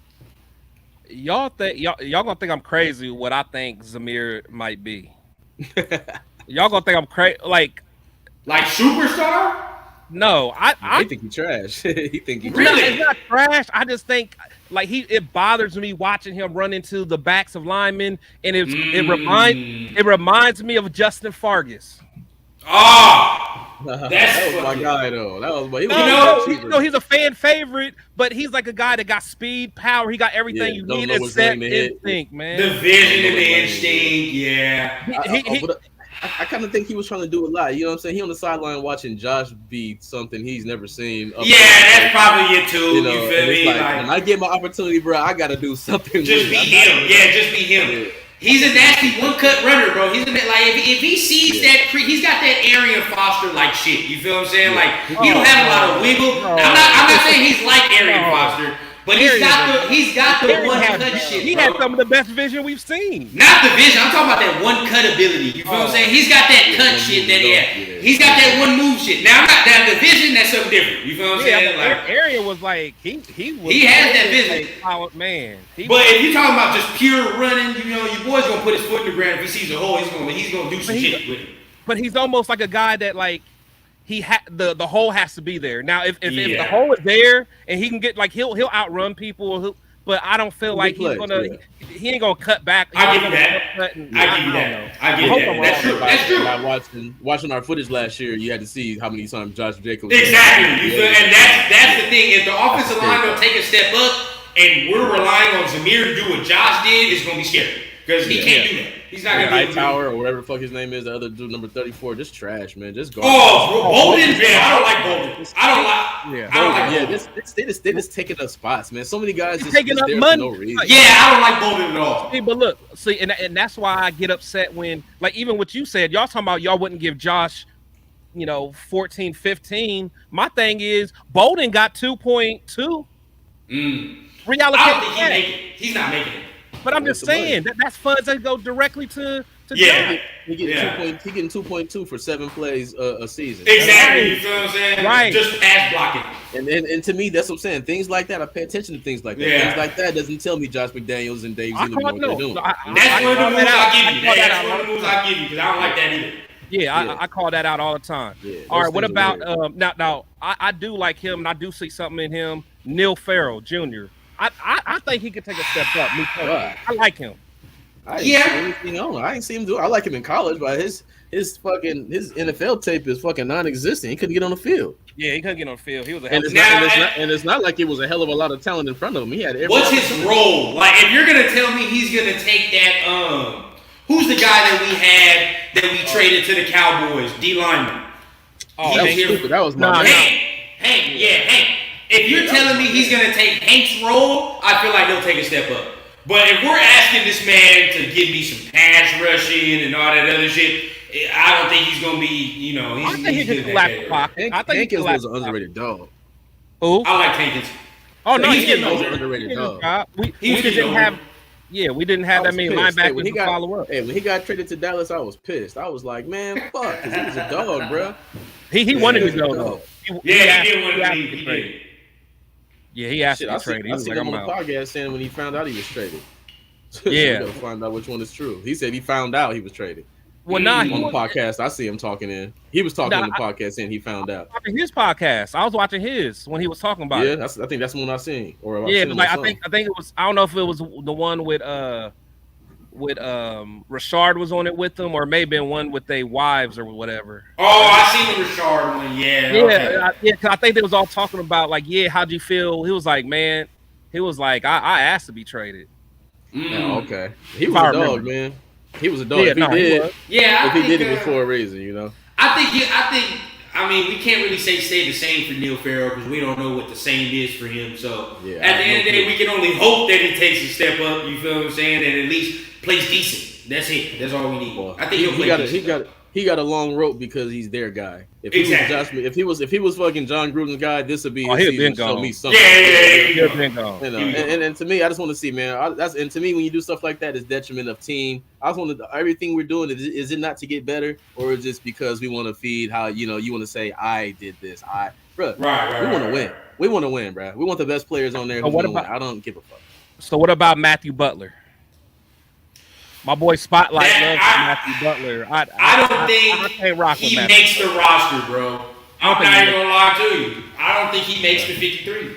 I don't think he does either. Especially with my man, what's his name, Jade Severa, round 7. You get him, and you also draft Byron Young. So then those are the two right there. You're like, okay, they're already got higher above you. The guy though that ain't nobody talking about. Don't. Who you about to say, man? No, go ahead. Go. Who you think I'm gonna say? The chat know who you better not say, so we gonna see. Who is this man? Go ahead. I want to see. I want to hear you. Who you think I'm gonna say? You better not say Bilal Nichols, man. No. Okay, I'm about to end the live, man. He a rookie from this season. Adam Plant Jr., man. But ain't he more of an edge? Yeah, he's edge. He's more of an edge. Watch that. That's one player that I'm excited about who's from Vegas, from Bishop Gorman High School. His story is crazy. Pops is G's. Yeah, That's the kind of that's that pedigree. You know what I mean? That's a pedigree. Yeah. That's a Raider. He has a Raider pedigree. You know what I mean? He'll probably I want to see what he do. He'll probably be on the practice squad. He'll make it over Kuntz, if anything. He gonna make it. It's gonna be him and Kuntz. I like Kuntz, man. Me too. I don't know why he never gets his little shot, bro. I feel like he's nice. He can cover them running backs. He got speed. I feel like he's just always in the doghouse, man. Watch him go somewhere else and like Jack, like fucking Arden Key, like bro, like and Arden Key goes to Jacksonville and the 49ers and start balling. You like, goddamn, bro, like what the fuck? It always happens to us, bro. Raider fans always gotta watch other players go somewhere and play adequate. Like, bro, like they can't do that shit here. What about last one from the class is Thayer Mumford. I know we kind of talked about him. What do y'all think? You think he's gonna step up? The same, because I don't think he's gonna get on the field. I think the only way he gets on the field is if Illuminor gets hurt. You know, that's it. And that tells me he's gonna get on the field because Illuminor gets hurt. Illuminor gets hurt. This offensive line is gonna be in flux. We got to remember, man. This was not a top offensive line until they had a real running game, and we still didn't even use play action like we should have. So like, he's gonna have to really use play action. They're gonna have to show a lot, bro, to even keep him off the field. Because if it's a rotation like it was last season, a carousel, we're in fucking trouble. It's not gonna be that. But you know, all that's all gonna depend on performance. Like you can be comfortable with them, but when they get on the field and they're getting dogged out, you got to go and be like, fuck, here we go. We got to figure something out. If we end up in that situation again, and he's getting back on the field. Still got Brandon Parker. How does he stick around? How does he even stick around? Why is he taking up money? Why is he taking? That's what I'm saying. Like, again, that's I don't under. That's something I don't understand. With Thayer, he's got to work on his body, bro. I'm sorry. All right, now we can say what you want. He's got to work on his physique because when we're going against the Chargers, immediately Brandon Staley is like, oh yeah, put Mac on his ass. Immediately, I know that's what they were doing. You feel what I'm saying? When you play the Broncos and you got Randy Gregory, they're like, and they see Thayer Mumford over there, they licking their lips because they're like, oh yeah, I'm about to kill this little motherfucker over here, bro. He was not ready for those type of rushers. He wasn't last year. Now, if he comes in this year, you feel me, and he works and he gets himself, ready for the power that the motherfuckers was coming with on his ass last year, then we can look good. But I just don't think he's ready to do that yet. Me personally. A fact. All right, moving on. So, what do y'all think? Did y'all hear what Kirk Cousins said about our quarterback? What did he say? Yeah, I heard some lip service. Hey, don't worry about it. Protect the Shield got y'all, man. Situation in San Francisco because I know how hard it is to win in this league, and it seems like every time he comes out there, they win, and then they're moving on from him or trying to draft somebody and trade up. And I'm thinking it's pretty hard to win double-digit games in this league, and that's all they seem to do when he plays. So obviously, I don't know all that goes on there, but if he does it again with the Raiders, at some point, this guy's just a winner. Fuck ass boy in the middle smiling and shit. Anyway, y'all watch that show, quarterbacks? Yeah. Hey, bro, real quick, that show made me respect Mahomes a little bit more. I will say that. It made me respect him because I didn't know he talked shit like that. Hey, his voice sound crazy. But you feel me? He be talking filthy. I didn't know he talked shit like that. I was like, okay, all right. I kind of like that. Yeah, I kind of like that. But he's that guy, man. He's that guy. Oh, I think it's funny because I think Kirk and Jimmy is like the same type of tier. You feel what I'm saying? I think that's like they're the same tier of quarterback. I don't think so. For him to say, yeah, Kirk and Jimmy under that. He's under Kirk. You think Jimmy's under Kirk? Hell yeah! Look at his production. Jimmy's been on great teams. He's been on great balanced teams. Kirk Cousins, he's been on good teams in Minnesota. But look at his numbers. I'm talking about mid-tier to me. That's what I'm saying. It's mid. But we're talking about individual production. Kirk Cousins has some numbers that people he doesn't get a lot of respect. He doesn't get. But I'll tell you this: you can say what you want about. He's a Pro Bowl. You can say what you want. I'll say that. You can say that. You can say all you want about Jimmy's team, but at the end of the day, somebody was throwing that ball to get them to all these playoff wins and a Super Bowl appearance. Something that Kirk does not have. You feel Kirk Kirk don't have a Super Bowl appearance, Don't go there and with Kirk me. don't have playoffs. Don't go He there with don't. me, my brother. Don't go there with me, my I'm brother. just saying. I'm gonna tell you right now what Jimmy does in the playoffs. They're Look, let me tell you right now. And Jimmy G's played in 6 playoff games. He's 4-2 in the playoffs. 4-2. The Niners are 4-2 in the playoffs, right? Jimmy G has 4 touchdowns and 6 interceptions in those playoffs, all right? And during those playoff games, the 49ers average 40 runs a game. 40, right? So, and he averages 120 yards passing a game, okay? Now, if you ask any quarterback, even what his name to play for the Ravens, man, back in the day in the 2000 Ravens, he had to do more on the offense than what Jimmy had to do. Yeah, Dilfer. Even he had to do more on offense than what this guy has to do. What I'm trying to tell you is, I love bringing this up because no one can deny this. When they went down to Green Bay, this is a great example. They went to Green Bay. Frozen tundra against Devontae Adams and Aaron Rodgers. The 49ers with a number top 10 running game, top 10 defense, top 5 in sacks, top 5 in turnovers. That defense with the Lambeau, right? Shut Aaron Rodgers the fuck down. Shut Devontae down. Ran the ball for almost 200 yards.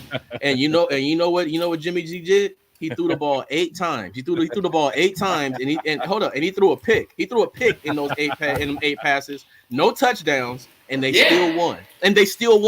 So that's what I'm saying. I can't give him credit as being a winner when your team wins despite you. You know what I'm saying? They There's some examples like that. They don't win because of him. There's some examples like that, yeah. But at the end of the day, Kirk and him are both game managers. You feel what I'm saying? That's what they are. You feel what I'm saying? Kirk and Jimmy is a game manager. Yeah. Kirk can make every throw.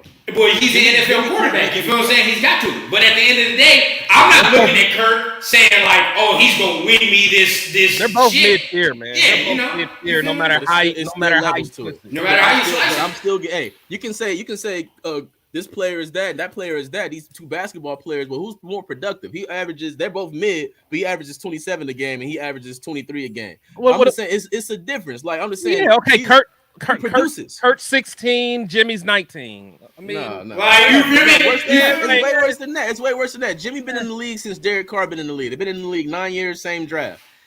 Jimmy G doesn't even have 100 touchdowns yet. I'm just trying to tell you, the team doesn't lean on him. The team is but Jimmy was behind the best quarterback ever when he first got into the league. Yeah, that's gonna stunt some of his shit, right? So in 7 years, you can't throw 100 TDs in 7 years. Come on, man. He ain't made 1 Pro Bowl. At least Kirk Cousins. Injury plays a fact. What more? But at the end of the day, and the scheme that you run. People shit. Hey, but people shit on the Pro Bowl. It don't make nothing to make the Pro Bowl. All right, well, Jimmy ain't made 1. And he's been, think about this. Right. What quarterback plays on a good team, gets to the Super Bowl, and doesn't even make the Pro Bowl? Bro, you're not the reason they win. That's why Purdy was fucking lost 1 game last season, looking better than Jimmy ever looked his whole career, and he was Mr. Irrelevant. That's what I'm saying. They've been trying to move off him forever. It's a if the Raiders were to sit there and tell me instead of Jimmy G, they got Kirk Cousins, you feel what I'm saying? I'll be happy. We have Kirk Cousins. I'll be happy because he's underrated and he can make every throw and he has big games. I personally, I don't know about anybody in the chat and I don't know about Shield, but even so, I wouldn't look at that as an upgrade. I'd just be like, that's a lateral ass move. You feel what I'm saying? That's more of a lateral move than Jimmy. Jimmy G's a downgrade. Kirk Cousins is a lateral move for Derek. I'd say it's a downgrade off of the health shit. But then we also got to take into account Jimmy knows the system, man. Don't say that. He ain't been in that system in 7 years, man. He played 2 games. 2 games. Bro, he ain't threw a pass yet. That don't mean nothing. Bro, come on, man. Don't say that. And I'll tell you this. When y'all say that, y'all put unnecessary pressure on him. No. Reality is he ain't been in 7 years, man. No, I'm not saying that it's like riding a bike, but I'm just saying he already knows. He already sees the field the way Josh does. It's and I'll tell y'all this. 7 years ago, right there. 7 years ago, come on. But I'll tell you this. Look, regardless of who we have right there, you talk about Kirk Cousins, you talk about Jimmy G. Regardless, that light-skinned motherfucker is going to sit there and smirk because he knows Jimmy nor Kirk can beat him. Nick, that's what I'm saying, bro. We need better quarterback play than what we've been getting so far to beat this motherfucker over there. That's the only thing. Not when your offense is better than the Chargers. Not when your offense is top 10, top 5, top 12. That's not the problem. And people are going to say our offense isn't better than the Chargers because they have a better quarterback than us. There's nobody, we can ask 10 out of 10 NFL people, right? Probably 8 of them are going to say the Chargers have a better offense strictly because of the quarterback. And they really don't. If you really think about it, bro, the Raiders have a better overall offense. But because of one player, they're going to sit there and say the Chargers have a way better offense than us. Just like the Chiefs. We had a better offense than the Chiefs last season. We had an overall better offense than them. Because they had Pat Mahomes. It's the same situation. It's the same thing. All I'm trying to tell you is, bro, everything is going to come down to production. Production. You can be on a good team. You can be John Sally and play for the Detroit Pistons and have 9 rings. Did you produce on those championship teams? No. You're not equivalent to Robert Horry. He's made big game shots. I'm not putting you on the same level. And we got to put respect on people's name. I'm not saying Kirk Cousins is great, but he's made a Pro Bowl. Difference. I mean, I don't see a big difference. But man, because I don't higher in the mid-tier. You feel me? Like 87 touchdowns, almost 50 interceptions. 87 touchdowns, almost 50 interceptions. Let that sink in. 9 seasons, 87 touchdowns, almost 50 INTs. He was asked to do different. He was asked to do something different. And I will tell you this. They told him to do the other shit. He threw a pick. And I will tell you this. Like, look, I'm not like everybody who be having like 50 different tiers to rate these quarterbacks. There's only 3 levels for these quarterbacks. It's either you got the Josh Allen, Joe Burrow, Jalen Hurts. You got the mids. Producer, you feel what I'm saying? Those guys have all produced for their teams. But look, or it's either you have those without them though. Those teams can't win without it's him. either you have those, the Mahomes and all them, or you have your mids, which is Kirk, Gayman, Dak Prescott, Kirk Cousins, or you have your complete ass. Look, if Kirk Cousins went down last season or any season since he's been with Minnesota, are they winning? No, they can't win without Kirk Cousins. Who's their backup? Exactly. Who fucking knows? You can't win without him, though. But look, and this is so funny. And what happened with his brother, though? He went to the Super Bowl, and they tried to trade. They traded hella picks the very next season. That's what. This is the funny thing, and I'll shut up on this because my cousin's a Vikings fan, and I'm gonna bring it back to the Raiders. The Raiders and the Vikings are kind of in a similar situation. Why? Because I bet you a lot of Vikings fans love Kirk Cousins. But we'll find their section that says, what the fuck has he really done for us, though? You feel what I'm saying? All these seasons. And that's what the NFL boils down to. Me personally, I'm like, bro, I'm trying to win. I don't give a fuck if we look good and make the playoffs for the first round and get bounced. Like, fuck that. You feel what I'm saying? Like, the whole goal is to make the bowl. And if we have somebody that's good enough to just get us to the playoffs and then get bounced, like, and be Andy Dalton's Bengals, you feel what I'm saying, for the rest of our what good is that? But if you're not gonna have a balanced team as an organization, you can't keep looking at a quarterback to do something amazing. Like I said, when I will shoot down every single offensive argument anybody makes, because I will simply say 12 offense, 26 defense. Simple as that. It's simple as that. You can score. Like I said, they were scoring 27 points a fucking game. And they were still giving up big points again. You know what I'm saying? If that defense can just, bro, I'm saying, you understand, bro, when your defense is last in sacks, last in interceptions, last in quarterback of opponent rating, when they're last in turnovers, no one can debate that. Nobody debate that. But that's a case of the numbers on paper are different than watching the game. You feel what I'm saying? And all of us here watch them games and can pretty much say, like, the offense would rank 12. Balanced teams win. But at the end of the day, nothing was balanced last year. Nothing. And we're hoping that this year we can beat more. But one thing you can lean on was your offense. One thing you couldn't lean on was your defense. Let's at least be real with that. But you couldn't lean on your offense the whole game. Nope. Couldn't.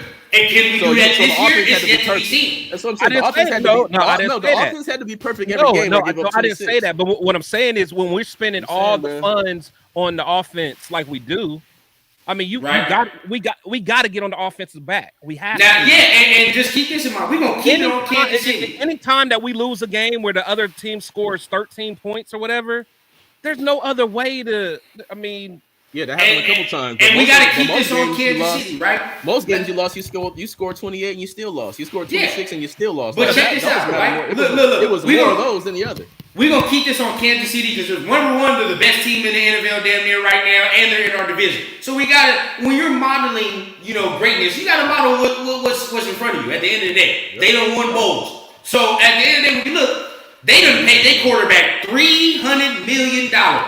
The bulk of all of their money goes to the offensive side. You can't, minus Chris Jones, you tell me what other defensive player are the Chiefs paying top dollar for? They're not. Frank Clark? They paid for Frank Clark, nigga. Frank Clark is trash. He made a Pro Bowl with him, though. Frank Clark is trash. He still made a Pro Bowl with him, nigga. I'm just saying. And they draft right. They have a great coach, and that defense is still. It could be 22nd. They're good enough. It could be 22nd. But look, it's a 22nd they're paying overall their defense, offense, but they though. still get sacks.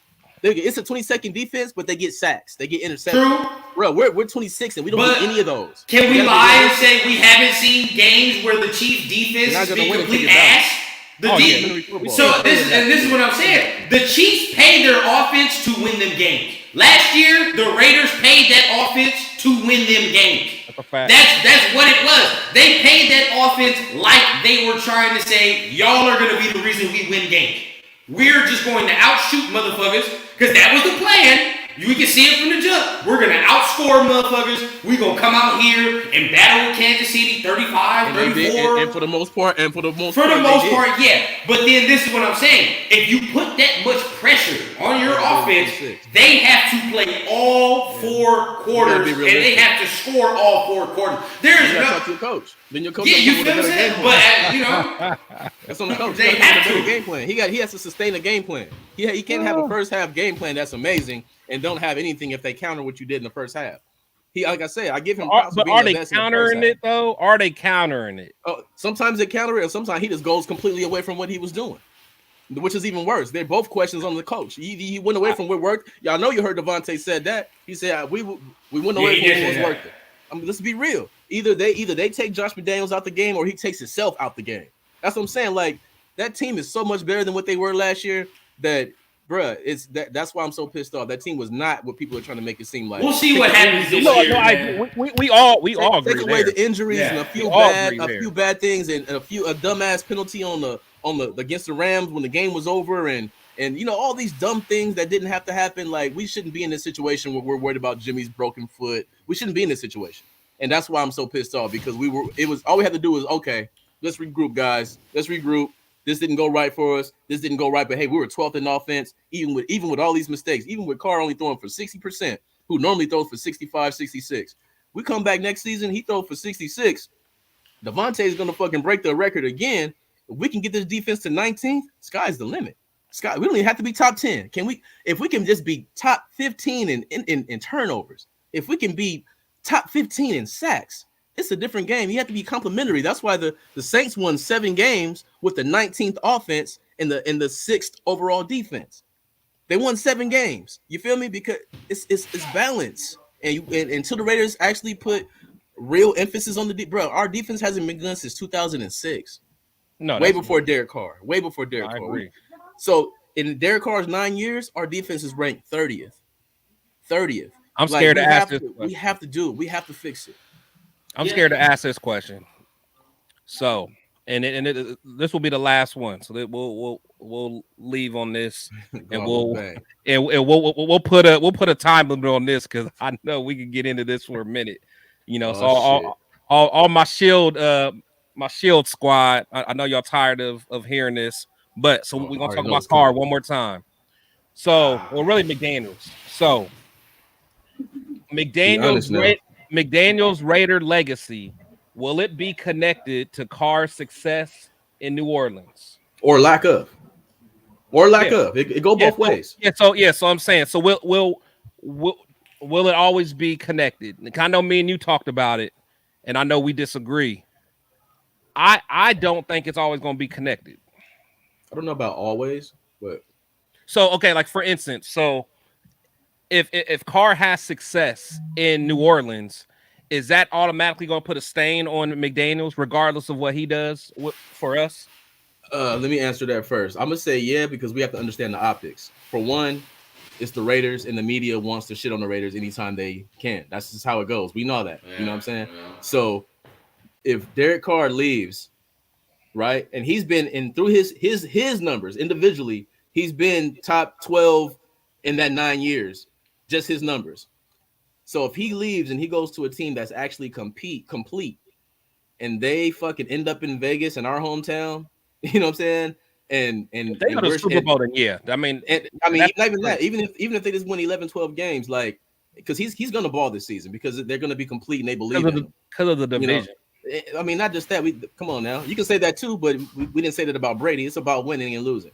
So all I'm saying is, if he goes out there and he balls, and we're in this situation like we're in right now, he already looks bad because he's practicing. They're praising him. Peyton Manning's praising him. Drew Brees is praising him.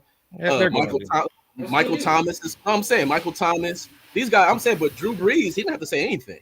He didn't say shit about Jameis Winston. He didn't have to say anything. I'm saying he's being loved over there. So if that comes to fruition, and we over here with our off season's been a mess. If our off season turns into our season like this, they're gonna be comparing every channel you turn to. The Raiders are how stupid were the Raiders? That's they just want to talk shit on us. You feel what I'm saying? They're gonna get that opportunity. So from the media, yeah.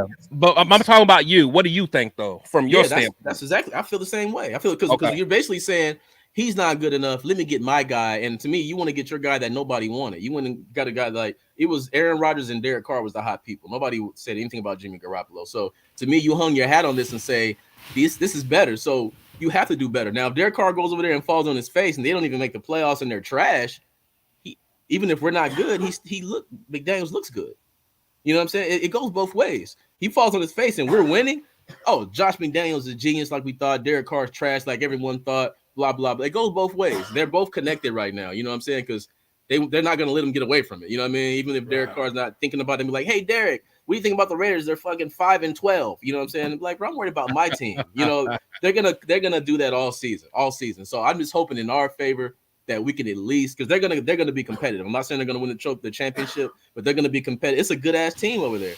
So if I just want us to be competitive, so we can kill that narrative, or at least that narrative will be an argument. You know what I'm saying? Because right now our offseason is so crazy and in turmoil, right? Like if our season is anything like this, it's gonna be real bad for Josh. Oh man!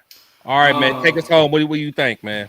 Number one, whoever this Randall Flores is, he knows what the fuck he's talking about. That's my guy, man. He knows what the fuck he's talking about, man. Me personally, okay, I feel like minus the defense, because their defense is better than us, their team, the Saints aren't really that much better than the Raiders, if you really think about it, right? If Jimmy starts, which I think he's going to start week 1, he better fucking start week 1. If he don't, then we're already starting out the gates fucked. But we are right now already. He starts week 1. If you look at it, I really don't think the Saints are, minus their defense for real, are that much better than the Raiders. Now, do I think that their legacy is going to get connected for this year alone? Yes. This year alone, they're going to be they're going to be talking about these motherfuckers. Whatever the Saints do and the Raiders don't do, or whatever the Raiders do, the Saints don't do. Yeah, you feel me? Like we're going to be competing with them, kind of low key. Now it's all that 1 year shit, right? It's all that 1 year shit because at the end of the day,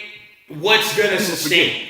Who's going to sustain? You know what I mean? Like I think somebody's gonna outlast somebody. You feel what I'm saying? Like either Carr's gonna sustain in New Orleans, and that's where it's gonna be, or Josh is gonna actually step the fuck up, and the Raiders are gonna be better as a whole. Because like this is gonna go back to what we were talking about previously. Neither Carr nor the Raiders did each other any favors. You feel what I'm saying? And it's true for both. Neither of them did themselves any favors, and it was beneficial for both of them at this time to move on. So at the end of the day, now 9 years. But that's what I'm saying. The Raiders didn't do him any favors, and Carr didn't do the Raiders any favors because at the end of the day, you say what you want. We paid that motherfucker to play like a top 5 quarterback, and he did not. We paid him most of the time, bro. With no number 1 receivers. We got to keep and this is me. If I'm Mark Davis, and this is why Mark Davis is mad. If I'm Mark Davis and I give you top 5 money, you feel what I'm saying? I'm expecting return on investment. Where's my return on investment if I'm Mark Davis? You feel what I'm saying? Where's my wins? Where's my playoff wins? What he did was give you 4,000. He did his part. He gave you 4,000-yard seasons. He gave you Pro Bowls. He gave you 2 playoff appearances that you haven't had in 20 years. But I'm gonna tell you this. What did you do for your team as a whole, Mark Davis? But I'm gonna tell you this, man. When as far as the quarterback position goes, that's not enough. Not the quarterback position. Now, if you tell me if I give Devontae top dollar money and he gives me 1,000+ yard money, he gives me 1,000+ yard seasons, I'm not gonna trip as much on him if we're middle of the road because he's a receiver. A quarterback, I'm giving you top 5 money. I'm expecting you to elevate my team. If you look at the guys who are getting paid. If you look at the guys who's getting paid top 5 money right now, Burrow, Josh Allen, and Jalen Hurts now. And they've had weapons around them since their first day. Derek Carr. I would argue that Joe Burrow has a fucking worse O-line than the Raiders do right now. For sure. I argue that. You feel what I'm saying? Horrible. It's That's terrible. Garbage. Josh Allen. I have my little quarrels about Josh Allen. All right, he started off shaky. He started off shaky too. There's a lot of, but they paid that motherfucker to say you're gonna elevate this team. What were the Bills before Josh Allen? Let's be real. What were the Bengals before Joe Burrow? We're paying y'all. Joe Burrow ain't even got his money yet. But the end of the day it's like, bro, they're gonna pay Joe Burrow as a top 2 quarterback. But what did they do for Joe Burrow and what did they do for my boy in Buffalo? They gave one of them a weapon. They gave one of them fucking Diggs, and they gave the other one fucking his boy that he dominated in LSU. I'm saying they do right by the receivers. We can't pretend like the Raiders have drafted right and they've done right by their people. Carr had weapons too now. And he balled when he did. It was very slim. Come on now. When he had Cook was the best player he had. Ruggs, and they balled Ruggs. And yeah, that's what I'm saying. Every time he had weapons, he balled, but our defense was still 30th. That's what I'm saying. The only thing that was consistent with our team was the defense being 30th. But like I said, nobody did anybody any favors. Carr could have been better than what he was. So are we better then? Are we better now? So I need to know. Are we better right now? Are we better? We're not better.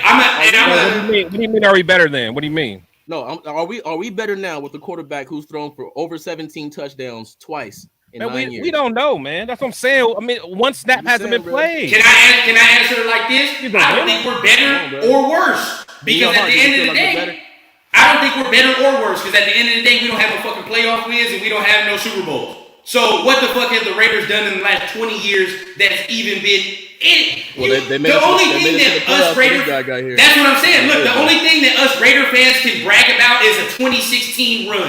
We sound like old ass motherfuckers that back in the day. Back in the day we were hard. Like, you feel me? Like 2021, bro. We got 2021. I ain't forgetting about that. But this is what I'm saying. We're bragging about first round exits. You feel me? Like, Raider fans are happy about first round exits, and this is what I'm saying. That's mediocrity. Also, we was happy to make it. When you come from a team that didn't was play good in 2021. I don't like it. I get that. He didn't play good. He didn't play great every game, but what he did in 2021 was walk off with these game-winning drives. He wasn't that great until the game was on. When the money was on the table, hence the Colts game. That shit he did to Renfro, that shit was beautiful. The Chargers game, when the money's on the table, they're like, say what you want. He has the most comebacks since he's been in the league. Now look, at least if you can tell me, a lot of good things. Same plays he didn't make in 2022, though. If you can tell me that, that's what I'm saying. It was new. Everything was new. If the Raiders is going to multiple AFC Championship games, and we're just falling short there and shit, I'm not gonna be that mad because at least we're competing for real shit. Now we talking about just going to the playoffs and getting bounced in the first round. It's like, you feel me? Like. Then that's what I'm saying. We not even have this conversation. If we wanted Aaron Rodgers, if he wanted Aaron Rodgers more than he wanted Jimmy Garoppolo, we're not even having this conversation. And look, I'm gonna be honest with y'all. That's why I wanted somebody better. I wanted Aaron Rodgers because I was on the win now. And it makes sense. I'm trying to win now. And it makes sense. And it makes sense. Devontae Adams is not here. Yes, I wanted Aaron Rodgers. If we're garbage this season, he's gonna push his way out next year. He's not here for that. I agree. And you should. And if you wanted to win, you would get Aaron Rodgers. We wouldn't have this conversation. I wouldn't be mad. I wouldn't either. And I wanted Aaron. Jimmy G was trying to build something sustainable, though. Honestly, yeah. And when I look at Aaron, At right? least go for it. At least go But for it one time. check Go it. for The shit that he was doing with the Jets, with all the holding out to the last minute shit, me personally, I wouldn't have liked that either.